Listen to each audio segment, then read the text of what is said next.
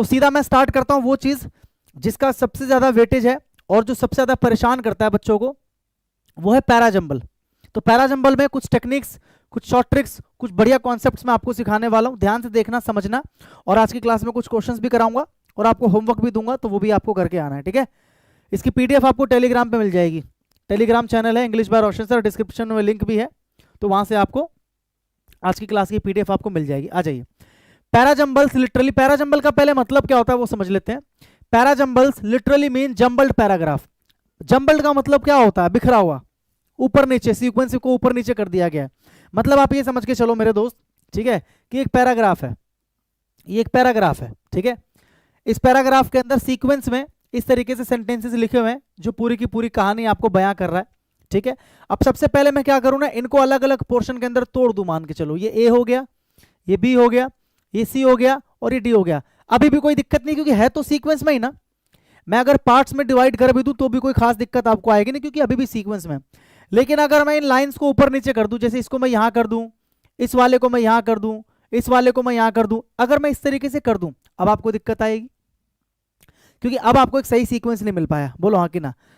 तो पैराजंबल्स का ये मतलब होता है कि एक पैराग्राफ को जंबल्ड करके आपको दे दिया जाता है और आपको कहा जाता है कि उसको सही सीक्वेंस में अरेंज कीजिए ताकि उसकी प्रॉपर एक मीनिंग जो है वो आपको मिल सके। मेरी बात को समझ गए दोस्त? बोलो हाँ कि ना, ठीक है। जैसे ये आपके सामने एक एग्जाम्पल है जीता जागता। I was brought up by my sister who was much older than me. I never knew my father or mother. They died when I was very young. She married the village blacksmith Joe Gregory, and I must say that he was much kinder to me than she was. तो यहाँ पर एक paragraph है, लेकिन उसको ना break करके इस तरीके से सीक्वेंस में लगा दिया गया है कि अभी आपको एक प्रॉपर मीनिंग नहीं मिल रही। अच्छा, ऐसा हो भी सकता है कि ऑलरेडी सही सीक्वेंस में लगा हो, ऐसा भी हो सकता है कि ऑलरेडी सही सीक्वेंस में लगा और आपसे पूछे कि बताओ इसका आंसर क्या होगा, तो आंसर फिर यही हो जाएगा ABCD।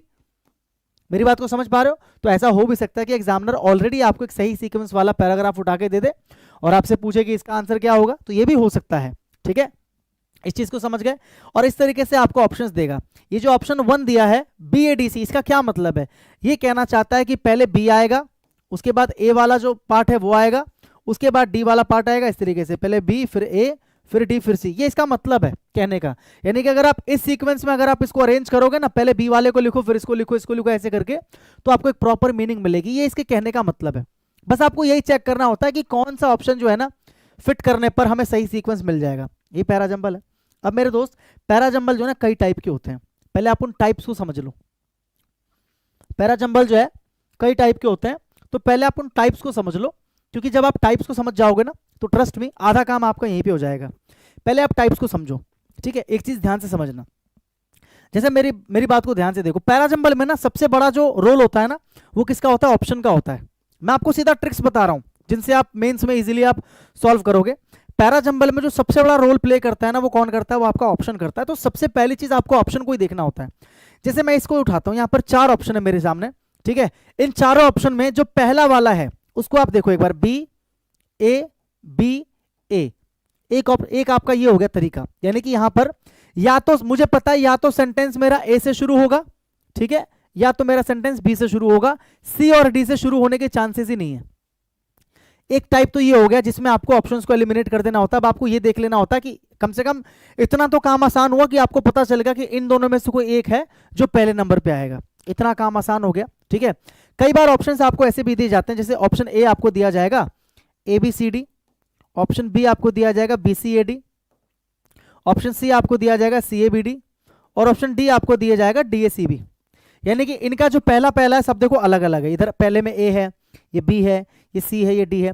अब इसमें क्या करना होता है आपको? इसमें अगर आपको ये मिल गया कि स्टार्ट किससे हो रहा है, जैसे भाई कोई ना कोई तो स्टार्टिंग वाला पॉइंट होगा ना। जब आप कोई पैराग्राफ शुरू करते हो, कोई सेंटेंस शुरू करते हो, तो कोई ना कोई तो ऐसा होता है जिससे आप शुरुआत करते हो। तो अगर आपको शुरुआत वाला मिल गया तो आपका आंसर आ गया। अगर आपको पता चल गया यार D वाला जो है ना ये सबसे पहले आएगा, क्योंकि इसके अंदर क्या है? इसके अंदर इंट्रोडक्शन है, बाकी सब के अंदर इसके अंदर उसके परिणाम है, इसके अंदर उसका कारण है, इसके अंदर सॉल्यूशन है, ये इंट्रोडक्शन है। तो आपको पता चल गया D वाला पहले नंबर पे आएगा और एक ही ऑप्शन है D वाला, तो आपका सीधा सीधा आंसर ये हो जाएगा।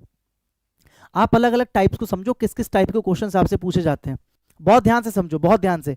एक तो ये हो गया जिसके अंदर 2 ऑप्शन एक जैसे होंगे, जैसे देखो एक A वाला, एक A वाला, एक B वाला, एक B वाला। एक होगा जिसके अंदर 4 अलग होंगे, तो इसमें आपको केवल पहला वाला ढूंढ लेना है। तो आपका आंसर आ जाएगा। केवल पहला वाला ट्रिक्स बता रहा हूं मैं, समझ लो ध्यान से। अगर आपने केवल पहला वाला ढूंढ लिया कि शुरुआत किससे हो रही है, तो आपका आंसर हो गया। एक ऐसा भी हो सकता है मेरे दोस्त कि आपको ऑप्शन ए आपको दे देगा ABCD, ऑप्शन बी आपको दे देगा ACBD, या यही वाला दे देगा, चलो मान के चलो। या चलो इसी में एक और चीज समझाता हूं, जैसे या चलो यहां पर लिखता हूं मैं, ABCD यहां पर दे देगा, BCAD यहां पर दे देगा, CBDA और यहां पर दे देगा आपको 3 और ये 4, यहां पर दे देगा आपको DCBA। इस तरीके से दे दिया आपको ऑप्शन, ठीक है। ये वही वाली चीज है, जो ये है ना वही वाली चीज है कि चारों जो है ना अलग अलग है। अब यहां पर क्या होगा ना, आपको पढ़ के मान लो ये भी नहीं पता चल पा रहा कि यार स्टार्टिंग में कौन सा आएगा। जैसे इसमें तो मैंने क्या बताया, पढ़ के आपको पता लग गया कि स्टार्टिंग में कौन सा आ रहा है। अब मान के चलो आपके साथ में ऐसा सीन हो गया कि यार आपको पता नहीं चल रहा है इसमें से पहले नंबर पे कौन सा आएगा, आप नहीं पता लगा पा रहे, यानी कि सीधा सीधा इंट्रोडक्शन है दे ही नहीं रखा, आप पता ही नहीं लगा पा रहे कि पहले नंबर पे क्या आएगा, ये आपको दे रखा है। और आपको ये नहीं पता चल पा रहा स्टार्टिंग पॉइंट कौन सा है, यानी कि किससे शुरू करूं भाई, पता नहीं चल पा रहा किससे शुरू करूं। अब ऐसे में क्या होगा ना, ऐसे में जो ट्रिक्स होती है वो काम आती है। जैसे ऐसे में मान के चलो आपको ये नहीं पता चल पा रहा कि यार स्टार्टिंग में क्या है, लेकिन ना आपको ये पता चल गया, जैसे मान के चलो इस तरीके से लिखा हुआ है, ठीक है, कि मोहन केम टू मी, ये एक ऑप्शन है, ठीक है, एंड लिखा है and told me everything, and told me everything. आपको स्टार्टिंग वाला नहीं पता चल पाया, लेकिन ना आपने ऐसे कुछ दो ऑप्शंस पढ़ लिए, आपने ऐसे दो ऑप्शंस पढ़ लिए जिसको देखकर आपको ये पता चल गया कि यार ये जो है ना, ये कुछ भी हो जाए इसके बाद ही आएगा, इसके पहले तो, यानी कि मान लो ये बी है ये सी है, या मान के चलो ये आपका सी है और ये आपका डी है, ये आपका सी है ये आपका डी है, ठीक है, या इसको डी कर दो इसको सी कर दो, बात एक ही है, कुछ फर्क नहीं पड़ता, इसको डी कर दो इसको सी कर दो, बात एक ही है। तो आपको ये पता चलेगा कि मुझे स्टार्टिंग वाला नहीं पता चल रहा, कुछ भी है कैसे भी है, लेकिन इतना मुझे कंफर्म है कि ये वाली जो लाइन है, ये वाली जो लाइन है ना वो इसके पहले आनी चाहिए, यानी कि डी जो है ना, डी वो सी के पहले आना चाहिए, सी के पहले, यानी कि पहले डी आना चाहिए फिर सी आना चाहिए। तो क्या आप इसके अंदर कोई ऐसा ऑप्शन ढूंढ पा रहे हो, मैंने उल्टा लिख दिया ना, सी डी करना है ना इसको, मैं पहले सही लिख रहा था, ठीक है, यानी कि आपको ये देखना है कि पहले, अब उल्टा हो जाएगा, पहले सी आएगा फिर डी आएगा, ऐसा मिलेगा आपको ऑप्शन, इसलिए मैं लिखवा रहा हूं यहां पर।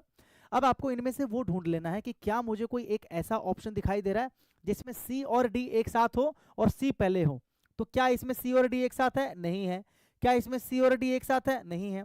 क्या इसमें सी और डी एक साथ है, आप कहोगे सर है, सी और डी एक साथ है, लेकिन इसमें डी पहले है, जबकि मुझे क्या चाहिए, सी पहले चाहिए, तो ये मेरा आंसर हो जाएगा। यानी कि कहने का मतलब है पैराजंबल में सारा खेल ऑप्शंस का ही है, पूरा जो सॉल्यूशन इसमें निकलेगा वो देखना मैं ऑप्शन से ही निकालना सिखाऊंगा आपको, ठीक है। ये समझ में आ गया आपको भाई, यानी कि कहने का सिंपल सा मतलब है मेरे दोस्त कि सारा जो खेल है ना, सारा जो खेल है वो किसका है, ऑप्शंस का है। यानी कि पैराजंबल में अगर आपको ऑप्शन से खेलना आता है तो पैराजंबल आपके लिए चुटकियों का खेल है। अब आप मेंस देने वाले हो इसलिए मैंने आपको ट्रिक्स बताई, अभी तो शुरुआत है, अभी आगे देखते जाओ, ठीक है। अब जैसे यहाँ पर आपको मैं कुछ ट्रिक्स दे रहा हूँ, ये ट्रिक्स हैं, ये वो ट्रिक्स हैं जो मोस्ट इंपॉर्टेंट है, जो आपको याद रखना है, जिनकी मदद से मैंने भी एग्जाम कर रखी है और हमारे बालकों ने भी एग्जाम कर रखी है, ठीक है।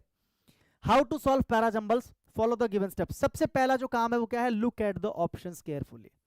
मैंने इसलिए लिखा है सबसे पहला पॉइंट यही है कि आपको सबसे पहले किसको देखना होता है, ऑप्शंस को देखना होता है। किसको देखना होता है, ऑप्शंस को देखना होता है, ठीक है। अगला, try to find the first line. कोशिश ये करो कि फर्स्ट लाइन कौन सी होनी चाहिए या सेंटेंस कौन सा होना चाहिए, by finding the appropriate subject. भाई 4 दे रखे हैं तो चारों में से कोई ना कोई तो ऐसा होगा जो पहले नंबर पे आएगा। इसकी पहचान ज्यादा इजी होती है करना, क्योंकि कोई सब्जेक्ट दिया होगा वहां पर, किसी प्रकार का कोई इंट्रोडक्शन दिया होगा वहां पर। मेरी बात को समझ पा रहे हो कि नहीं समझ पा रहे हो। जैसे 3 ऑप्शंस के अंदर मान के चलो बताया जा रहा है औजारों के इस्तेमाल के बारे में कि इस औजार का इस्तेमाल यहाँ भी होता है, यहाँ भी होता है, यहाँ भी होता है, और एक ऑप्शन ऐसा जहां पर बताया गया कि इस औजार की उत्पत्ति कैसे हुई, तो वही शुरुआत होगा। मेरी बात को समझ पा रहे हो। तो मेरे कहने का मतलब है कि आपको जो पहला सेंटेंस है वो आपको ढूंढ लेना होता है सब्जेक्ट को ढूंढ कर, कि भाई सब्जेक्ट क्या हो सकता है प्रॉपर। यूजुअली स्टार्ट होता है एक नाउन या प्रोनाउन से, और try to find the last. अगर पहला नहीं ढूंढ पा रहे तो लास्ट वाला ढूंढ लो। लास्ट वाला जो होता है सेंटेंस वो यूजुअली कौन सा होता है, कंक्लूजन वाला, जिसके अंदर निष्कर्ष दिया जाता है या जिसके अंदर रिजल्ट की बात की जाती है। इसका हिंट क्या होता है, जैसे मान लो किसी सेंटेंस के अंदर लिखा है फाइनली, इवेंचुअली, या दैट इज वाई, या दस, या सो, ये हिंट्स हैं। अगर ये लिखा है तो आप समझ जाओ कि ये या तो रिजल्ट की बात कर रहे हैं या कंक्लूजन की बात कर रहे हैं, तो ये बाद में ही आएंगे। कहां पर आएंगे, ये बाद में आएंगे, ठीक है। Is that clear? Try to make pair of sentences. तीसरा तरीका है try to make pair of sentences. अभी मैंने जो ये तरीका आपको बताया था ना यहाँ पर, कि आपको क्या करना होता है, पेयर बनाना होता है। आपको दो अगर ऐसे सेंटेंस मिल गए जिसका आपने पेयर बना लिया, आपको ये पता चल गया कि यार ये वाला तो इसके बाद ही आएगा, ये वाला तो इसके पहले ही आएगा, तो बस आपका काम आसान हो जाता है, आपको कुछ देखने की जरूरत नहीं पड़ती है। ठीक है, तो ट्राई करो पेयर बनाने का। सबसे पहले ये काम करना है, अगर यहां से आंसर आ जाए तो ठीक है, नहीं तो फिर ये करना है, ऐसे पढ़ना है आपको कि पहला या लास्ट वाला ढूंढो। ये भी अगर इससे भी कामयाब नहीं हो पा रहे तो फिर ये तरीका अपनाओ, सेंटेंसेस के पेयर बनाओ। क्या बनाओ? सेंटेंसेस के पेयर बनाओ। Noun always comes before pronoun. कुछ छोटे छोटे रूल्स है जो आपको पता होना चाहिए मेरे दोस्त।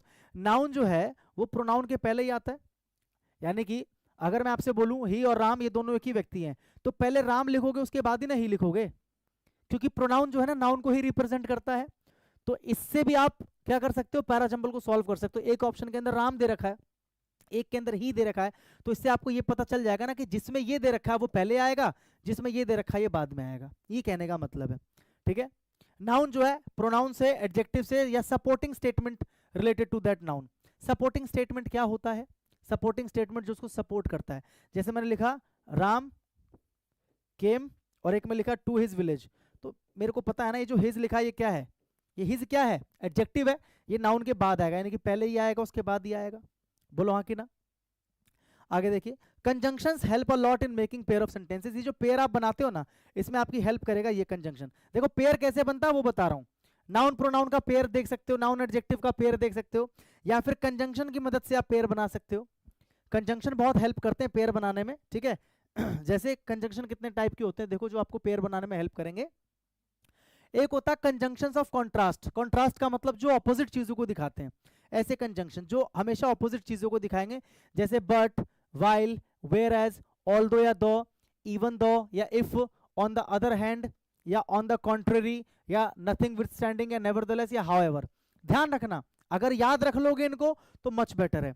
ये जो एडवर्ब्स होते हैं, सॉरी ये जो कंजंक्शंस होते हैं, हमेशा दो ऑपोजिट सेंटेंसेस को या दो ऑपोजिट चीजों को ऐड करते हैं। अगर यहां पर लिखा है बट, क्या लिखा है बट, तो इस तरफ अगर एक अच्छी चीज की बात होगी तो यहां बुरी चीज की बात होगी। ऐसे इनमें से कोई सा भी कंजंक्शन अगर आप उठा लोगे तो हमेशा वो दो ऐसे सेंटेंसेस को ऐड करेगा जो दोनों एक दूसरे के क्या होंगे, कॉन्ट्रास्ट में होंगे, यानी कि एक दूसरे से बिल्कुल ऑपोजिट होंगे। तो अगर मान के चलो एक ऑप्शन में कोई अच्छी बात लिखी है और दूसरे ऑप्शन में एक कंजंक्शन है और कंजंक्शन के साथ में एक बुरी बात है, तो आप समझ गए कि यार कंजंक्शन के बाद अगर बुरी बात है तो इस कंजंक्शन के पहले कुछ ऐसा होना चाहिए जिसमें अच्छी बात हो, और वो इस ऑप्शन में, तो आप पेयर बना लोगे। बोलो हाँ कि ना? पेयर बना लोगे, बोलो हाँ कि ना? ठीक है, यहां क्या लिखा है देखो, प्लस माइनस। ठीक है, प्लस माइनस, अगर इनमें से किसी कंजंक्शन के पहले प्लस है तो कंजंक्शन के बाद में माइनस हो जाएगा, कहने का मतलब है कॉन्ट्रास्ट हो जाएगा। और अगर कंजंक्शन से पहले माइनस है तो बाद में प्लस हो जाएगा। पेयर बनाने में हेल्प करता है ये। और कुछ ऐसे कंजंक्शंस होते हैं जो एडिशन को दिखाते हैं, कॉन्ट्रास्ट को नहीं दिखाते हैं, यानी कि दो इक्वल या सिमिलर चीजों को ऐड करते हैं, एक जैसी चीजों को ऐड करते हैं। जैसे कौन कौन सा? And, in addition to, moreover, also, along with, as well as too. ठीक है, एडिशनली, फर्दर, फर्दर मोर या फिर बिसाइड्स, ये सेम चीजों को, सिमिलर चीजों को ऐड करते हैं। ठीक है, कंजंक्शंस यूज्ड इन पेयर, ऐसे कंजंक्शन जो हमेशा पेयर में यूज होते हैं, जैसे नॉट ओनली के साथ में बट ऑल्सो का पेयर आता है। तो अगर एक ऑप्शन में नॉट ओनली है और एक दूसरा ऑप्शन दिख गया जिसमें बट ऑल्सो, तो आप इन दोनों को जोड़ सकते हो ना कि यार पहले ही आएगा फिर ही आएगा। ठीक है, नीदर नॉर का पेयर होता है, ईदर और का पेयर होता है, बोथ हैंड का पेयर होता है, दो और यट का पेयर होता है, ऐसी वेदर और का पेयर होता है। तो पेयर भी क्या कर सकते हैं, ये सारे जो कंजंक्शन हैं ये आपको सेंटेंसेस के पेयर बनाने में मदद करेंगे। ठीक है, एक होता है कंजंक्शंस ऑफ रिजल्ट या रीजन या पर्पस। कुछ ऐसे कंजंक्शंस होते हैं जो या तो रिजल्ट को बताएंगे या रीजन को या पर्पस को। जैसे बिकॉज अगर लिखा है तो बिकॉज क्या कर रहा है, कारण को बता रहा है, यानी कि अगर किसी सेंटेंस में बिकॉज लिखा है तो मतलब उसमें कारण बता रहा हूं, तो किसी ना किसी का तो कारण होगा वो, तो जिसका वो कारण है उसको आप इससे जोड़कर पेयर बना सकते हो। 10 मतलब क्या है, इसीलिए, तो अगर किसी सेंटेंस के अंदर इसीलिए लिखा है और उसके बाद जो भी काम लिखा है उससे रिलेटेड कोई दूसरा काम भी तो होगा, तो उसको आप पेयर बना सकते हो। देयरफॉर का मतलब भी इसीलिए, सो दैट का मतलब ताकि, सिंस का मतलब जब से, इन ऑर्डर दैट। तो ये सारे कंजंक्शंस हैं जो क्या करते हैं, पेयर बनाने में आपकी मदद करते हैं। देखो कुछ भी हवा में नहीं है, ये सब ना ट्रिक्स हैं, इनको आपको सीखना पड़ेगा, याद करना पड़ेगा, समझना पड़ेगा, और एक ही बार समझना पड़ेगा। अगर आप एक बार समझ गए तो फिर कभी जिंदगी में आपको पैराजंबल में कोई दिक्कत नहीं आएगी, इसकी गारंटी मैं ले रहा हूं, इसकी पूरी गारंटी मैं ले रहा हूं, ट्रस्ट मी। ये मेरे ऊपर छोड़ दो, आप टेंशन मत लो। ये पेयर बनाने के तरीके हैं। देखो पहला तरीका मैंने क्या बताया सॉल्व करने का, कि भाई पहले ऑप्शंस को ध्यान से देखो। दूसरा तरीका क्या है, स्टार्टिंग या एंडिंग ढूंढ लो। तीसरा क्या बताया मैंने, पेयर बना लो। और पेयर कैसे कैसे बना सकते हो, इनकी मदद से या इसकी मदद से, ठीक है, कंजंक्शंस की मदद से। ये कुछ कंजंक्शंस मैंने आपको इंपॉर्टेंट बता दिए। अगला जो तरीका है सॉल्व करने का वो क्या है, वो ये है। ये भी वो ये पेयर बनाने में जो मदद करेगा आपकी। आर्टिकल ए एन जो है हमेशा नाउन आर्टिकल द के पहले आता है। आर्टिकल ए और एन जो है हमेशा द के पहले आता है। जैसे एक सेंटेंस के अंदर लिखा अ मैन और एक के अंदर लिखा द मैन। मैं आपसे ऐसी रैंडमली पूछ लूं कि पहले ये आना चाहिए, आना चाहिए, तो आपको कहे सर पहले ये आना चाहिए। आर्टिकल अ जो है ना द के पहले आता है। कहने का मतलब है जब आप किसी नाउन को एक बार डिस्कस करते हो तो वहां पर आप आर्टिकल ए एन या द कुछ भी लगा सकते हो। लेकिन अगर सेम नाउन को आप दोबारा तिबारा चौथी जितनी बार भी लिखोगे हमेशा द आएगा। हमेशा क्या आएगा, द आएगा। तो अगर एक ही नाउन सेंटेंस में दो बार है, उस नाउन के साथ एक बार आर्टिकल ए या एन है और दूसरी बार द है, तो पहले ए और एन ही आएगा। इस चीज को आपको याद रखना, पेयर बनाने में मदद करेगा। Full form of a word comes before the short form. किसी भी वर्ड का जो फुल फॉर्म है ना वो हमेशा शॉर्ट फॉर्म के पहले। जैसे एक ऑप्शन के अंदर लिखा हुआ है, मान के चलो पूरा लिखा हुआ मेंबर्स ऑफ लेजिस्लेटिव असेंबली, पूरा लिखा हुआ है, और एक के अंदर लिखा हुआ है एमएलए, तो पहले क्या आना चाहिए, मेंबर्स ऑफ लेजिस्लेटिव असेंबली। यानी कि जो फुल फॉर्म है वो शॉर्ट फॉर्म के पहले आता है। इस तरीके से याद रखना। मेरी बात को समझ गए, बोलो हाँ कि ना, ठीक है।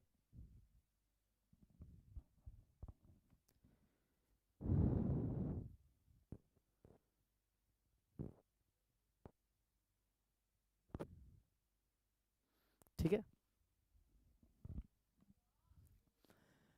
अगला तरीका find out the supporting statement. ये बहुत इंपॉर्टेंट है भाई, बहुत ज्यादा इंपॉर्टेंट है, ठीक है। कुछ ऐसे वर्ड्स होते हैं जो आपकी हेल्प करते हैं सपोर्टिंग स्टेटमेंट बनाने में या सपोर्टिंग स्टेटमेंट को पहचानने में। सपोर्टिंग स्टेटमेंट क्या होता है, इनकी पहचान होती है। अगर कोई दिस या दैट या दीज या दोज या सच या सेम या सिमिलरली इनसे अगर स्टार्ट हो रहा कोई सेंटेंस तो उसे हम बोलते हैं सपोर्टिंग स्टेटमेंट। क्या बोलते हैं, सपोर्टिंग स्टेटमेंट। मान के चलो एक ऑप्शन में लिखा है कि system always favours the rich, और दूसरे में लिखा है दिस सिस्टम, क्या लिखा है, दिस सिस्टम। तो ऑब्वियस सी बात है, अगर सिस्टम के साथ में दिस लिखा है यहां पर, यानी कि अगर दिस से शुरू है या इनमें से किसी से भी शुरू है, तो ये एक सपोर्टिंग स्टेटमेंट होता है। यानी कि ये स्टेटमेंट जो है ना किसी दूसरे स्टेटमेंट को सपोर्ट करने के लिए लिखा जाता है। यानी कि जिसके साथ में दिस लिखा है या इनमें से जो वर्ड है अगर वो लिखा है, इसका मतलब वही वर्ड कभी ना कभी पहले आया होगा और उसी को सपोर्ट करने के लिए अगली बार इसके साथ में दिस लगा दिया। यानी कि अगर दिस सिस्टम लिखा है तो इसका मतलब सिस्टम जो लिखा होगा वो इसके पहले आएगा। तो सपोर्टिंग स्टेटमेंट हमेशा बाद में आता है, सपोर्टिंग स्टेटमेंट हमेशा बाद में आता है। और सबसे ज्यादा आपकी हेल्प यही करेगा, ध्यान रखना, सपोर्टिंग स्टेटमेंट। मेरी बात को समझ गए, मेरी बात को समझ गए।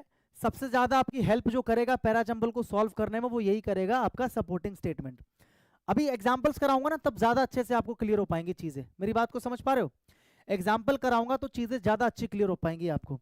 Find out the emphatic statement, या फिर जैसे सपोर्टिंग है ना ऐसी कुछ होते हैं एम्फेटिक, सपोर्टिंग और ऐसी होते हैं एम्फेटिक, यानी कि जो जोर देने वाले होते हैं। जैसे ये स्टार्ट होते हैं also, even, in fact, really, too. तो अगर इनसे शुरू हो रहे हैं तो उनको एम्फेटिक स्टेटमेंट कहा जाता है। यानी कि इनसे डायरेक्ट शुरू नहीं होगा सेंटेंस, इनके पहले कुछ ना कुछ स्टेटमेंट लिखा जाएगा, क्योंकि ये जो है ना उसी पर जोर देते हैं।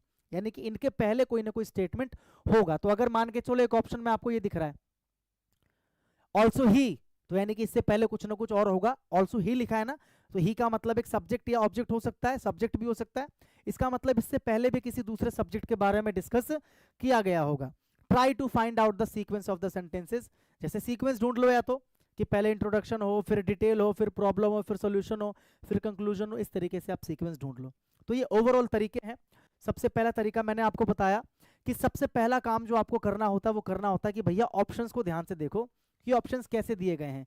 क्या पता ऑप्शंस ही आपका काम खत्म कर दे, तो आपको कुछ तरीका लगाने की जरूरत ही नहीं है। अगर ऑप्शन से ही काम हो रहा है तो आपको कोई तरीका लगाने की आवश्यकता नहीं है। दूसरा मैंने क्या बताया कि या तो स्टार्टिंग ढूंढ लो उसकी कि भाई स्टार्ट किससे हो सकता है, या एंडिंग ढूंढ लो कि इससे एंड हो सकता है। तीसरा मैंने क्या बताया, पेयर बना लो। पेयर बनाने के बतेरे तरीके मैंने आपको बता दिए कि नाउन जो है प्रोनाउन से या एडजेक्टिव से पहले आता है तो उसका पेयर बना सकते हो, या कंजंक्शन आपकी बहुत मदद करते हैं। जैसे ये वाले कंजंक्शन क्या करते हैं, दो ऑपोजिट चीजों को जोड़ते हैं, तो यहां से आप पेयर बना सकते हो। ये वाले कंजंक्शन क्या करते हैं, दो एक जैसी चीजों को जोड़ते हैं, तो यहां से आप पेयर बना सकते हो। ये हमेशा पेयर में ही आते हैं, तो यहां से भी आप पेयर बना सकते हो। या फिर ये मैंने क्या बताया, रीजन या कंक्लूजन बताने वाले हैं, तो इससे भी आप पेयर बना सकते हो। अगर किसी सेंटेंस के अंदर लिखा बिकॉज, तो बिकॉज के बाद कारण बता रहा है, तो किसका कारण है वो, किसी ना किसी का तो कारण होगा, तो वो कारण वाला इसके पहले आएगा, पेयर बना सकते हो। ठीक है, अगला तरीका मैंने क्या बताया, आर्टिकल ए एन जो है ना वो द के पहले आता है, समझा दिया मैंने।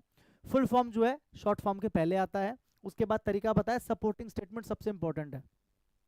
सपोर्टिंग स्टेटमेंट, अगर किसी सेंटेंस के अंदर ये लिखा है, इसका मतलब वो एक सपोर्टिंग स्टेटमेंट है, यानी कि उसके पहले कोई ना कोई स्टेटमेंट रहा होगा जिसको ये सपोर्ट कर रहा है। ऐसे ये एम्फेटिक स्टेटमेंट, यानी कि इसके पहले भी कोई ना कोई स्टेटमेंट रहा होगा जिसको ये एम्फेसाइज कर रहा है, जिसके अंदर ये आ रहा है, ये आ रहा है।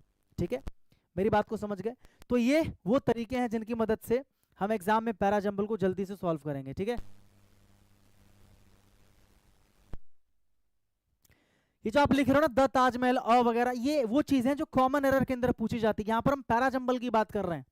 पैराजंबल अलग तरीके से काम करता है, अभी मुझे कराने दो एग्जांपल, तब आपको समझ में आएगा कि ए और द मैंने क्यों लिखा है यहाँ पर। ये तो ग्रामर की फील्ड में आप चले गए ना कि ए एंड द यहाँ पर पहले आ रहा है बाद में आ रहा है, वो एक अलग चीज है, वो आर्टिकल के अंदर मैं पढ़ा चुका हूँ।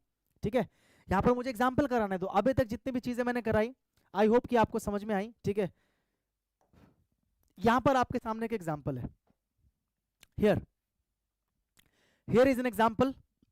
पहले इस एग्जाम्पल को मैं कैसे करता हूं ना सॉल्व, आप उसको देख लो, उसके बाद आपको अपने आप समझ में आ जाएगा कि एग्जाम में आपका पर्सपेक्टिव क्या होना चाहिए। मैं अपने आप को अभी एक स्टूडेंट मान रहा हूं, और मैं ये मान रहा हूं कि मैं मेंस के एग्जाम में बैठा हूं, मेरे सामने कंप्यूटर स्क्रीन के ऊपर ये वाला क्वेश्चन आ गया पैराजंबल का, और मुझे इसका आंसर निकालना है। अब मैं कैसे सॉल्व कर रहा हूं ना, बस आप मुझे देखो।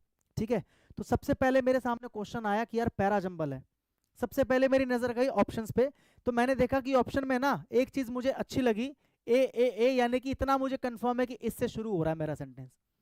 ये एक प्लस पॉइंट है मेरे लिए, क्योंकि सबसे पहले ऑप्शन को ही देखना है। तो मेरे लिए ये एक प्लस पॉइंट है कि मेरी जो शुरुआत है वो ए से हो रही है। One day I went to school with 4 rupees, एक दिन में 4 रुपए लेकर स्कूल गया अपने पॉकेट में, टू पे द स्कूल फीस, स्कूल की फीस देने के लिए, स्कूल की फीस देने के लिए। ठीक है, अब यहां पर ना मुझे बहुत सारी ऐसी चीजें दिख रही है जिनकी मदद से मैं इसको सॉल्व कर सकता हूं। जैसे एक मुझे बट दिख रहा है, तो मुझे पता है बट जो है ना एक कंजंक्शन है। कौन सा कंजंक्शन अभी बताया था मैंने, कॉन्ट्रास्ट वाला। बट जो है एक कॉन्ट्रास्ट वाला कंजंक्शन है, मतलब दो ऑपोजिट चीजों को जोड़े।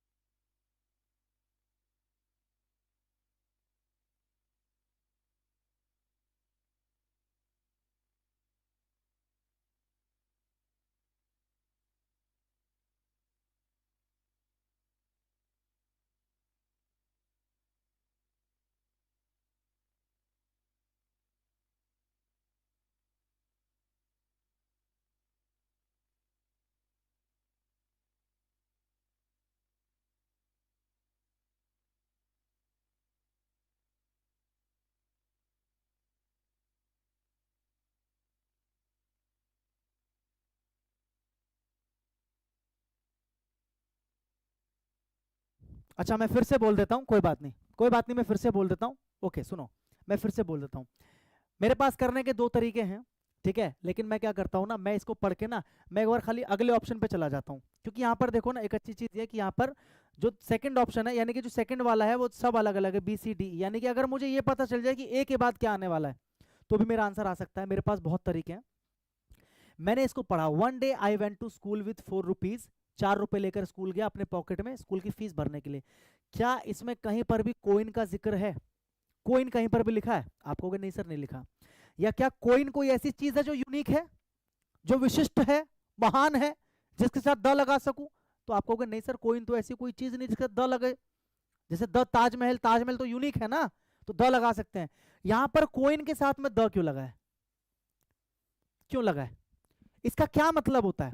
अगर किसी आलतू फालतू नाउन के साथ में द लगा है, जैसे अभी मैंने मैन का एग्जांपल दिया था, ऑ मैन द मैन, अगर कोई ऐसा नाउन है जो कि यूनिक नहीं है फिर भी द लगा है, इसका क्या मतलब है जानते हो? कि उस नाउन का जिक्र उससे पहले भी हो चुका होगा और उसके साथ में ए या एन आया होगा। बोलो हाँ कि ना? सिंपल सी बात।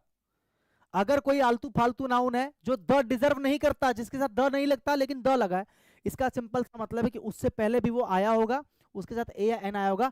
क्या मुझे कोई ऐसा ऑप्शन दिख रहा है जिसमें कोइंस हो? आपको कि सर इसमें भी कोइंस है लेकिन यहां पर भी सर द लगा हुआ है। अच्छा, but the teacher who was to collect fees was absent, they said that money was meant to be spent on good things like hot jalebis. ठीक है, so I was told that the fees would be collected the next day when school got over the coins in my pocket, the coins in my pocket began to speak. अब एक बात बताइए मुझे, बहुत ध्यान से देखिए। अब आपको कहोगे सर कॉइंस ऐसा कहीं भी नहीं है जहां पर ए या एन लिखा है, जहां पर ए या एन लिखा है, बोलो हाँ कि ना। लेकिन दोनों कॉइंस वाले तो मुझे कम से कम मिल गए। अब देखो इसमें से कौन सा पहले कौन सा बाद में आ सकता है वो आप पता लगा सकते हो। आइए, व्हेन स्कूल गॉट ओवर, जब स्कूल खत्म हुआ, द कॉइंस, जब स्कूल खत्म हुआ, और यहां पर क्या बोल रहा है, पूरे दिन जो सिक्के थे मेरी जेब में पड़े रहे, जब स्कूल खत्म हुआ तो वो जो सिक्के थे ना बोलने लगे। अब मुझे एक बात बताओ, क्या दोनों में कनेक्शन बैठा पाए कि नहीं बैठा पाए? इतनी सी बात बता दो। पूरे दिन चुप बैठे रहे, यानी कि पहले चुप बैठे थे लेकिन स्कूल खत्म होने के बाद बोलने लगे, यानी कि मुझे इतना पता चल गया कि जो बी है ना मेरे दोस्त, वो डी से पहले आएगा। जो बी है वो डी से पहले आएगा। अब एक साथ आएंगे या नहीं आएंगे वो नहीं पता, लेकिन बी जो है डी से पहले आएगा। तो ऐसे कौन कौन से ऑप्शन है जहां पर बी डी से पहले है? यहां पर जो बी है वो डी से पहले है, यहां पर भी जो बी है वो डी से पहले है, यहां पर भी जो बी है वो डी से पहले है, लेकिन यहां पर जो बी है वो डी के बाद है, तो ये ऑप्शन तो कट गया। और हालांकि मुझे पता है कि दोनों साथ में ही आएंगे, तो साथ में एक ही ऑप्शन है यहां पर, देखो ये, तो डायरेक्ट मैं अपना आंसर लगा सकता हूं, क्योंकि मुझे पता है दोनों जुड़े हुए हैं आपस में। दोनों क्या जुड़े हैं कि पूरे दिन शांत बैठे थे लेकिन जैसे स्कूल खत्म हुआ, जैसे स्कूल खत्म हुआ वो सिक्के बोलने लगे। अब देखो इसमें देखो कनेक्शन, देखो क्या है, आई वॉज टोल्ड, मुझे ये बताया गया कि फीस, ये देखो, but the teacher who was to collect the fees was absent, जो टीचर फीस लेने वाले थे वो क्या थे? एब्सेंट थे। वो क्या थे? एब्सेंट थे। मैं स्कूल गया था पैसे लेकर फीस देने के लिए, लेकिन, यानी कि ये दोनों कॉन्ट्रास्ट को दिखा रहे हैं कि नहीं दिखा रहे हैं? दोनों अलग अलग है कि नहीं है? मैं तो स्कूल गया था फीस देने के लिए, लेकिन पता चला जो टीचर फीस लेते वो एब्सेंट हैं। वो क्या है? एब्सेंट। यानी कि मुझे इतना पता चलेगा कि ए के बाद क्या आने वाला है? ई आने वाला है, क्योंकि बट कॉन्ट्रास्ट को दिखाता है, तो कॉन्ट्रास्ट इन दोनों में है, कॉन्ट्रास्ट इन दोनों में है। अब यहां पर अगर सो है, सो क्या दिखाता है? रीजन को, कारण को। भाई देखो, अगर ऐसा हुआ है कि मुझे ये कहा गया कि फीस जो है ना अगले दिन ली जाएगी, मुझे फीस जो है ये कहा गया कि फीस अगले दिन ली जाएगी, ये कारण है, तो ये कारण क्यों, ये उत्पन्न क्यों हुआ कारण? क्योंकि टीचर एब्सेंट थे। यानी कि ये सो वाला लाइन तभी आया होगा जब ये बट वाला लाइन, ये जो लिखा है ये आया होगा, क्योंकि सो लिखा है इसमें। मैं कनेक्ट कर पा रहा हूं कि नहीं कर पा रहा हूं? यानी कि सी, यानी कि जो ई है ना वो सी से पहले रहा होगा, यानी कि सी जो है ना ई के बाद आएगा। तो देखो सब कुछ मैच हो रहा है कि नहीं हो रहा है? ऑप्शन ए में ए, ई, सी, बी, डी, एफ, यानी कि ये मेरा आंसर है। इस तरीके से एग्जाम में पैरा जंबल को किया जाता है, तोड़ तोड़ के। बोलो बात समझ में आई कि नहीं आई? ठीक है, कॉम्प्रिहेंशन, टेंशन मत लो भाई, कॉम्प्रिहेंशन करवा दूंगा मैं, टेंशन मत लो। अभी फिलहाल मैं पैरा जंबल करवा रहा हूं, और मुझे इतनी उम्मीद है इन क्लासेस से, मुझे इतना भरोसा है इन क्लासेस के ऊपर। और अगर आपको सच में लगे कि सर ने कुछ अच्छा कंटेंट दिया है, सर ने कुछ बढ़िया कंटेंट दिया है, तो बस आप लोगों को मैं इतना ही कहना चाहूंगा कि क्लासेस को शेयर कर देना भाई, बस, और कुछ नहीं मांगता मैं आपसे। लाइक करना ना करना आपके हाथ में, हमें कोई अच्छी चीज पसंद आती है तो हम लाइक करते हैं और ना नहीं करते हैं। ठीक है, मैंने इसको कैसे किया आपने समझ लिया, मैंने पेयर बना लिया। पेयर कैसे बना लिया? इन दोनों का पेयर सबसे पहले मुझे दिख गया कि ये दोनों साथ में आएंगे और एक ही ऑप्शन में है साथ में, तो डायरेक्ट आंसर में मार सकता था ऑप्शन ए, ऑप्शन ए। समझ गए? अदरवाइज मैंने और भी तरीके आपको बता दिए जिनकी मदद से हम आंसर को निकाल सकते हैं। ठीक है, अगले क्वेश्चन की तरफ बढ़ते हैं।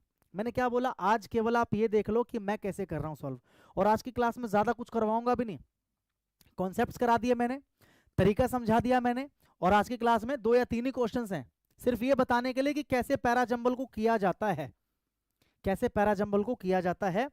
कल की क्लास में पैरा जंबल के एक से एक तगड़े क्वेश्चंस मैं आपको कराने वाला हूं, तगड़े तगड़े क्वेश्चंस, लेकिन ऐसे ऐसे, और ट्रस्ट मी, मेरे करने से पहले आप कर लोगे। अगर आज की क्लास आपने ठीक से देख ली है, अगर आपको मेरे तरीके समझ में आ गए हैं, तो कल की क्लास में मेरे से पहले आप उन क्वेश्चंस को सॉल्व करोगे। जैसे ये क्वेश्चन है मेरे सामने, पहले तो ऑप्शन को एक बार देखना, पी, क्यू, आर, एस, यानी कि मेरे भाई ये अलग टाइप का है, यानी कि चारों ऑप्शन अलग अलग है। यानी कि मुझे यही नहीं पता कि किससे शुरू हो रहा है, पी से भी शुरू हो सकता है, क्यू से भी हो सकता है, आर से भी हो सकता है, एस से भी हो सकता है। ठीक है, किसी से भी हो सकता है। तो इसके अंदर मैं एक चीज कर सकता हूं, इसके अंदर मैं पेयर वाला तरीका अपना सकता हूं।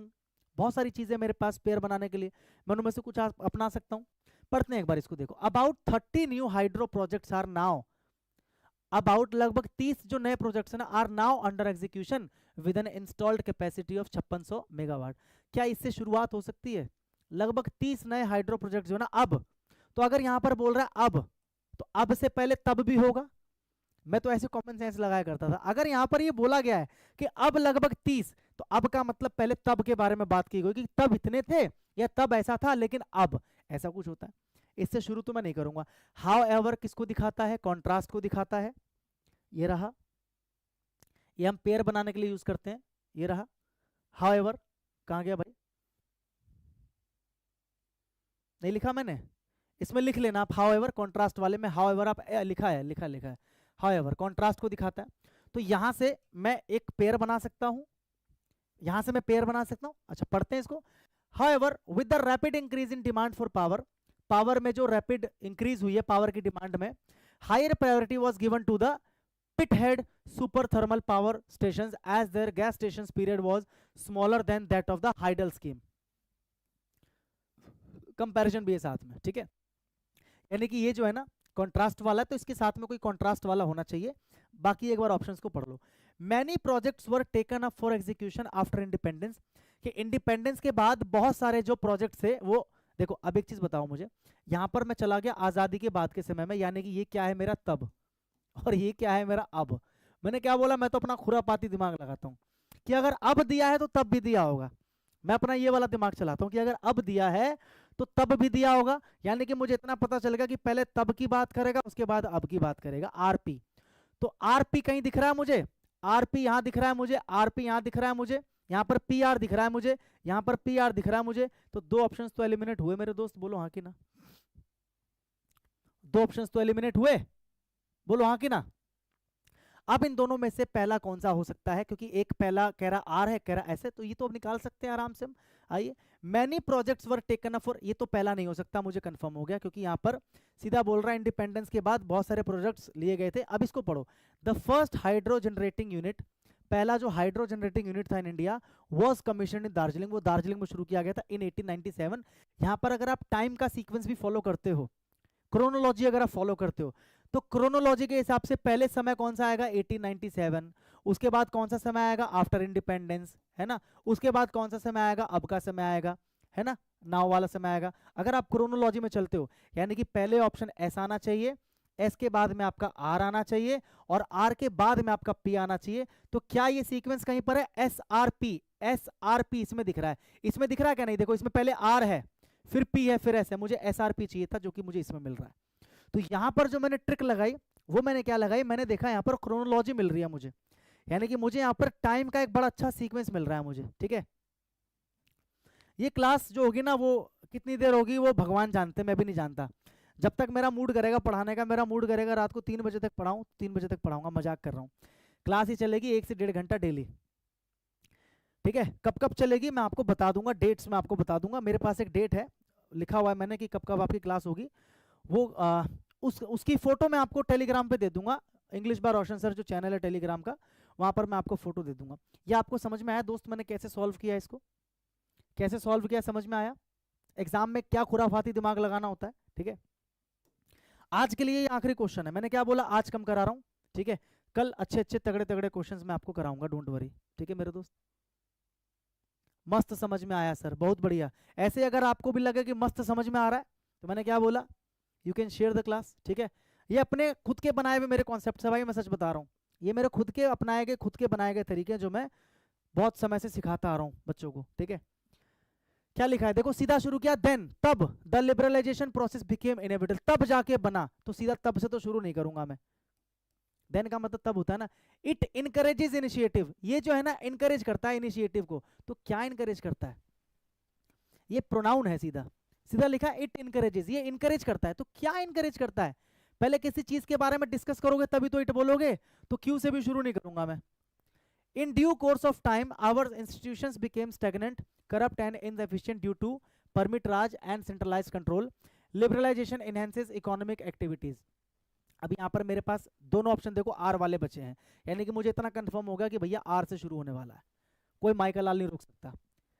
ध्यान से दोबारा सुनो, मैंने इन दो ऑप्शंस को क्यों काटा।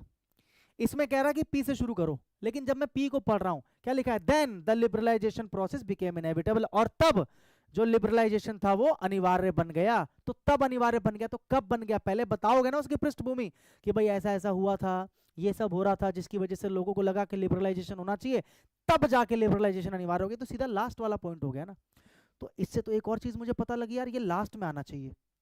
एक और चीज मेरे दिमाग में आ गई कि ये लास्ट में आना चाहिए, सीधा कंक्लूजन पे ले गया। तो पी लास्ट में मुझे इसमें दिख रहा, सीधा ये आंसर मारूंगा मैं। बताओ हाँ कि ना, बोलो हाँ कि ना। अपने इंस्टिंक्ट पे भरोसा करो, जो आपका इंस्टिंक्ट आपको कह रहा है कि यार ये लग रहा है मुझे। फिर भी एक बार और देखते हैं, ठीक है। यहां पर लिखा था, इसको पकड़ता हूं मैं, ये मेरे को अच्छा लग रहा है। इट इनकरेजेस, ये इनकरेज करता है इनिशिएटिव, ये जो है ना इनकरेज करता है। तो क्या इनकरेज करता है, इनमें से ऐसी कौन सी चीजें जिसके बारे में बात हो रही है, तो बात घुमा फिरा के लिबरलाइजेशन की हो रही है। तो ये जो लिबरलाइजेशन है यही तो इट है, ये जो लिबरलाइजेशन है यही तो इट है। इससे शुरू है तो कंफर्म है, कंफर्म है। कैसे, इन ड्यू कोर्स ऑफ टाइम, समय के साथ साथ आवर इंस्टीट्यूशंस, हमारे जितने भी इंस्टीट्यूशंस हैं, हमारे देश की कार्यपालिका, न्यायपालिका, विधान पालिका, बिकेम स्टेगनेंट, वो बड़ी स्टेगनेंट हो गई, करप्ट हो गई, इनएफिशिएंट हो गई, due to permit raj, permit raj की वजह से। किसकी वजह से, परमिट राज की वजह से, एंड सेंट्रलाइज कंट्रोल, और सेंट्रलाइज कंट्रोल की वजह से, सेंट्रलाइज कंट्रोल की वजह से। अब उसके बाद में देखो क्या आना चाहिए, उसके बाद में क्या आना चाहिए। अब देखो एक सीधी सी बात, ये स्टार्टिंग पॉइंट है यार, ऐसे पकड़ो, ये स्टार्टिंग पॉइंट है, बोलो हाँ कि ना, और ये एंडिंग पॉइंट है। ये स्टार्टिंग पॉइंट है, ये एंडिंग पॉइंट है। अब बचे आपके पास ये दोनों बचे, और इन दोनों में से अगर मैं आपको बोलूं पहले क्या आना चाहिए, तो आपको कह सर पहले ये आना चाहिए। लिबरलाइजेशन के बारे में पहले बताएंगे कि लिबरलाइजेशन क्या करता है ना, इकोनॉमिक एक्टिविटीज को इनहेंस करता है और ये इनकरेज करता है, तो यही इनकरेज करता है। तो सर पहले ऐसा आना चाहिए, यानी कि आर तो पहले आएगा, कंफर्म है सर। इन दोनों में अगर देखेंगे तो पहले एस आना चाहिए, उसके बाद सर क्यू आना चाहिए, और ये तो मुझे पता ही है सर कि पी आएगा लास्ट में, तो आर एस क्यू पी। तो सर यही तो मैं बता रहा था आपको, आर एस क्यू पी, यही तो सर मैं आपको बता रहा था। तो ये मेरा क्वेश्चन नंबर 4 है। बस अब आपको क्या करना है ना, अब आपको शांतिपूर्वक तरीके से कुछ नहीं करना है, बस आपको स्क्रीन के ऊपर देखना है, मेरी आवाज को सुनना है। बेटर होगा कि आप ईयर प्लग या हेडफोन जो भी आपके पास है आप लगा लो, और ध्यान से बस मेरी बात को सुनो, समझो, और जिस तरीके से मेरी जो अप्रोच है क्वेश्चंस को करने की ना, आपको वो अप्रोच सीखनी है। मैं यहां पर अगर क्वेश्चन को सॉल्व कर रहा हूं, तो आपको सिर्फ ये नहीं देखना कि वाह मजा आ गया सर ने सॉल्व कर दिया। सर ने कैसे सॉल्व किया, मेरी क्या अप्रोच थी, सबसे पहले मैंने किस चीज को देखा, यही चीजें आपको देखनी जो एग्जाम में आपके काम आएंगी, जो पैराजंबल को सॉल्व करने में हेल्प करेगी। और ये भी हो सकता है कि मेरी बताई गई ट्रिक्स के बाद में आपको ऐसा लगे सर ये तो बहुत इजी पैराजंबल है, एग्जाम में नहीं आता। तो फॉर योर काइंड इंफॉर्मेशन, जितने भी मैंने कल कराए थे क्वेश्चन, जितने भी मैं आज करवाऊंगा या जितने भी मैं आगे करवाऊंगा, ये सारे किसी न किसी प्रीवियस ईयर के एग्जाम में आए हुए क्वेश्चन ही हैं, इसको ध्यान रखना। समझ गए? आपको अगर यकीन ना हो स्क्रीनशॉट ले लो, या इस क्वेश्चन को कॉपी पेस्ट करके गूगल पे डाल दो, एग्जाम के नाम के साथ में शिफ्ट का भी पता लग जाएगा। ठीक है, ठीक है, ओके इकबाल, जाके सो जाओ, कल फंक्शन की तैयारी करो। चलो आ जाओ भाई, मेंस वाले बच्चे ध्यान से देखिए। देखो सबसे पहला काम क्या करना होता है, अगर मैं एक स्टूडेंट हूं, एग्जाम दे रहा हूं, मैंने कल भी बताया था, और मेरे सामने अगर ये क्वेश्चन आता, तो सबसे पहले मेरा जो काम होता वो क्या होता, ऑप्शंस को देखता मैं कि ऑप्शन किस तरीके से दे रखे हैं। तो ऑप्शन में दे रखा है, एक दे रखा है क्यू, एक दे रखा है एस, एक दे रखा है आर, एक दे रखा है पी, यानी कि सारे अलग अलग हैं।